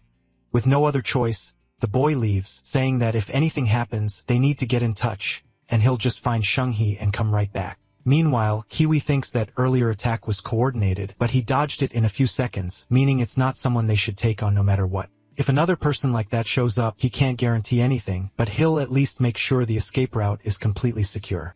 At the same time, one student even tries to get up, but obviously that wasn't gonna happen, right? Thinking that until they defeat that monster, he'll control this space as much as possible. Back to the killer, he'd finally reached the VIP room. Surprised that the protagonist was there, he says that guy looks really dangerous and things are getting tense. Looking around, the killer realizes everyone is still alive, wanting to know where the key kit is, and all of them were literally right next to the protagonist. At that exact moment, the other student lifts the table, and the killer just smashes it with a kick. Choi appears behind him trying to land an attack, and the killer dodges and counters with a knife. But the kid manages to avoid it too, and the student is surprised, realizing that knife is a karambit. Unbelievably, Choi was managing to hold on even at a disadvantage. Also, those guys are moving like real pros. Out of all the fight videos you've ever seen, their quality is on that same level, and none of them are falling behind. Watching the situation, the killer is shocked, wondering if he's really going toe-to-toe with an amateur who's still unarmed. Then he suddenly takes a kick to the face and hits the ground right away. Choi, though, had also been hurt, and the killer takes advantage of it and grabs his knife again. He spins like a Beyblade, catching the protagonist's foot, about to slice it. But then, right at that moment, he remembers his sister, and the scene cuts to her. The little girl was waiting for her brother to come home, and meanwhile, some projectiles were falling from the sky. And at that exact moment, a huge explosion happens. 5 minutes earlier, Choi had taken out all those students in just a matter of seconds. It was an unbelievably fast scene, and that kind of thinking is hard to wrap your head around. Right after that, the boy asks Choi if he's okay, and he answers that it's nothing, but he wants to know what exactly happened. Surprised, the boy asks if he doesn't remember what he just did, thinking those symptoms are often seen in videos about side effects. It's like a syndrome a lot of boxers get after taking a serious buildup of damage to the head. And now, in that same fight against an opponent using a karambit, it had made him lose his rhythm. It's definitely something you really can't predict. A little later, Choi finally got out of that building, saying everything was fine, but Lee immediately realizes that Kid really wasn't okay. After all, she's his biggest fan, and she even knows everything about his past life as Choi Kong-jin, the strongest fox in Gyeongsang. The scene then cuts to a part of that damn novel with a boy, saying that even though he had a guest, unbelievably, he went there alone just to get beaten up in enemy territory. He probably meant to stir up conflict between them with a few tricks, but they already know his whole plan thanks to the spies they planted. Still, it's crazy that he held out against their ambush for more than an hour. Meanwhile, the boy thinks his previous life ended miserably, and he should have at least said goodbye to his wife and kids. And even though he reincarnated, the accumulated damage in his head kept giving him headaches even after he was reborn. And, eventually, that damn pain made his past memories come flooding back. When they came back, he immediately went looking for the family he'd left behind and ended up finding out they were all murdered. Apparently, it was done by people who thought they might try to avenge him later. Then their descendants became gang leaders, continuing to do whatever they wanted wherever they went. From then on, whenever that pain showed up, he tried to suppress it, turning it into a kind of revenge. And his main target was this guy named Kang Go-hun, who would become the protagonist of this story by rising to the top. Seeing the people who tormented him get completely crushed by the very person they bullied was his way of making the most of his limited time. So to sum it up, she knows everything about him, asking how much time has passed since Do-hun reached the top, and he answers that it's been exactly a week since that happened. Also, he wanted to know why she was asking so much about that fateful day, asking if the gap between the headaches has anything to do with how much time he has left. Then the two of them go quiet, and a little later, the girl is looking at her phone, saying she shouldn't have fallen for Xena's plans, and in the end, she just tormented her favorite character even more. At 7 o'clock, the scene cuts to the karaoke place with a bunch of students at the building entrance. Zambi shows up asking what was going on, and the bald guy says he has no idea either, but a girl from the other school had fainted at the entrance. Then her boyfriend is making a scene at the door demanding to know who was responsible. An ambulance just arrived and took her, but now he's causing trouble at someone else's gathering. Right after that, the guy pushes everyone out of the way, and in the same instant, he charges at Angie Wook. The poor guy holding just a juice gets thrown far away, and one of the students says it's a perfect display of the combined tactics of a delinquent group leader. The other girl, though, just tells everyone to get the hell out of there right now.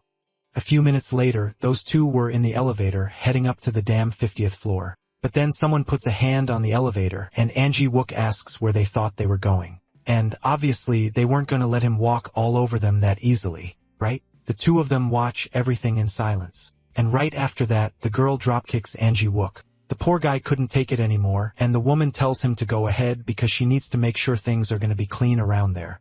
The elevator closes, and then the scene cuts back to outside the karaoke place. The Shiwa school group finally showed up, and the blonde girl says this isn't a game, asking how she's supposed to hit people with something like that. The students couldn't take any more people showing up, and the Mohawk guy's buddy says they're the ones who asked for this. And from now on, Shiwa School is definitely gonna dominate Bukijin School. The scene cuts back to Angie Wook asking how they dared mess with Shung-hee. A little before that happened, the ambulance had already arrived, and the boy says if anything happens to her, he'll hold everyone responsible. Right after that, Shung-hee wakes up asking if he managed to reach his goal, but he says he doesn't care about that in a situation like this, thinking the boss definitely needs to complete his mission. Then the scene cuts back to the present with that girl saying this man is there in the middle of enemy territory because of his woman, and that's definitely something admirable. But the boss who took this guy down with a single hit is even more incredible, right? But apologizing, she says she's going to use him as a stepping stone to rise up and become a woman as extraordinary as her boss. On the other side, there in the karaoke room, that assassin had already been defeated. Choi asks what kind of punch that was because he hit pretty hard. But the kid says that guy was already kind of dazed before, mentioning that when he landed the knee, he saw his pupils go unfocused when he lost consciousness. And maybe the only thing he had left at that moment really was determination. Watching the situation, Choi thinks he definitely let his guard down, thinking he'd won. That idiot pushed off the wall, which was definitely something nobody expected. But at that same moment, that kid had protected Choi with a bag, asking if the guy had trained a lot, and he answers that fighting is his only hobby. The guy there is named Suik, and Choi thinks his diligence reminds him of Kong from his past life, but at that very moment he realizes he knew that kid's name naturally for some reason. At the same time, he feels a headache, and Suik notices the gaps between those pains are getting shorter and shorter. But even so, Choi says it's fine. At the same time, he gets a call from Lee asking how things are going at the karaoke place. Choi says it looks like everything's handled, and Lee says she really regrets not being able to see all that firsthand. Anyway, she got back the book that was stolen, and she also already knows who the brains behind this case was. It's probably not very interesting. And hearing that, Choi says of course he'd want to know who it is. After all, they're down 7 billion because of the dungeon operations, and they need to put Zenus to work immediately to pay off the debt. Hearing that, the girl immediately says that's the kind of line the protagonist would say, asking if he really is Choi Gang-jin. He says of course it's him. But at that same moment, Zambi disappears from the spot. Under him was Kiwi, who'd already been defeated, saying that guy is really strong, telling him to run away already. Right now, right after that, Lee says this fight is only gonna end when they summon Zenus inside the game, asking him to meet her when the situation is settled. And Choi, going along with it, asks to meet at the playground where they used to play when they were kids. At the same time, a nervous Jason says she has to keep her promise. As soon as his account is restored, he won't have any reason to stay in this mess, and that's why he agreed to the book deal. Either way, he doesn't want to get involved with that red-haired guy ever again, so they're gonna end the business there. Back at the karaoke place, that man was looking around thinking that assassin definitely wasn't gonna go down that easily, asking who the strongest one there is. And Choi, helping Kiwi, asks if he happens to be the street fighter called Zambitis. The one in front of him is named Seeking, and he was the one who delivered the assassin's finishing blow. He heard he was looking for a strong fighter, but he's definitely never gonna beat that kid. Hearing that, the man goes quiet, thinking he can try to distract him, but obviously he's not gonna be fooled, right? Right after that, Seeking asks how he dares mess with Kiwi, and on top of that, he reminds him of the fighter he hated the most. So, of course, he's never gonna forgive him, right? But at the same time, he thinks it doesn't really matter if he ends up getting defeated. Meanwhile, Choi takes advantage of the situation to grab the key bag and starts to leave, but of course he wasn't gonna get out that easily. And Zambitis says he knows he's actually the strongest one there. Right then, Sekig tells him to take his hands off Kiwi's shoulder, trying to land a hit on the guy, but the guy dodges at the same time. He tries to hit the kid, but the dude unbelievably dodges too, managing to land a punch on Zambitis. But unfortunately, it did nothing. Sekig says everything's gonna be fine, so he needs to leave the rest to him and get out of there fast. Hearing that, Choi says he thought he was just some fight-obsessed fan, but he's got some guts. And honestly, he's the best fit to take over the school. So from now on, he's gonna be the main character of Choi with school. Man, up to now, I still wanna know where Kim is.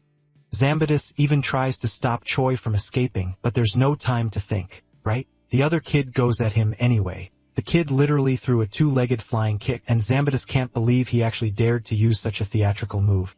All that considering the weight difference, because there aren't many moves that would knock him down. Right? The kid pulls himself together and then takes off his jacket, thinking it's worth trying this fight. So he's gonna use all the training and experience he's built up so far. The two stand there face to face, and the guy, pissed as hell, says he's already dead. Then right away, the fist fight starts. Now it's really gonna go down. Since he was a kid, he studied data and styles from countless fighters. He basically watched every fight league, analyzing all kinds of stuff after memorizing them. He ended up going through intense training. You might even ask why he'd go that far, but the answer is actually pretty simple. This is the formula he practiced thousands of times against opponents like him. His strength probably isn't enough to beat him, but his goal is just to buy time. And just like he thought, the way that guy fights is identical to the fighter he trained for. If that's the case, he can't afford to block that attack, so he dodges the strike, trying to counter while backing up the high school students watching that ask who that kid was who was trying to go head-to-head with Zambitas. Then the man says he actually knows a thing or two, and Suk mentions a man named Zambitas who has an incredible left, to be honest. He doesn't know why a high schooler remembers him, but his movements match the data perfectly. This technique is an imitation of the one used by the fighter who forced Zambitas into retirement in a single match, and it's called the Jupiter Tiger Stance. After Zambitas went head-to-head with it, he ended up running away from the fighting world, wondering if he can really surpass that guy's technique in the middle of that fight. The two of them spoke different languages, so communication was impossible. But for Zambitas, even without communicating through his phone, what the kid had said could only mean one thing. So consumed by rage, he says he's definitely going to kill him back at the karaoke door. The guy with the mohawk says he's gonna finish everyone off as soon as the just one security team shows up. The fun's over, but it doesn't look like that's what's gonna happen. Everyone left by car. The poor guy had no idea what had happened, while the other students were staring at him and realizing that now only that little group over there was left. He immediately sees he's screwed. So the video ends here. If you don't want to miss the next part, activate the notification bell and see you next time on Tove's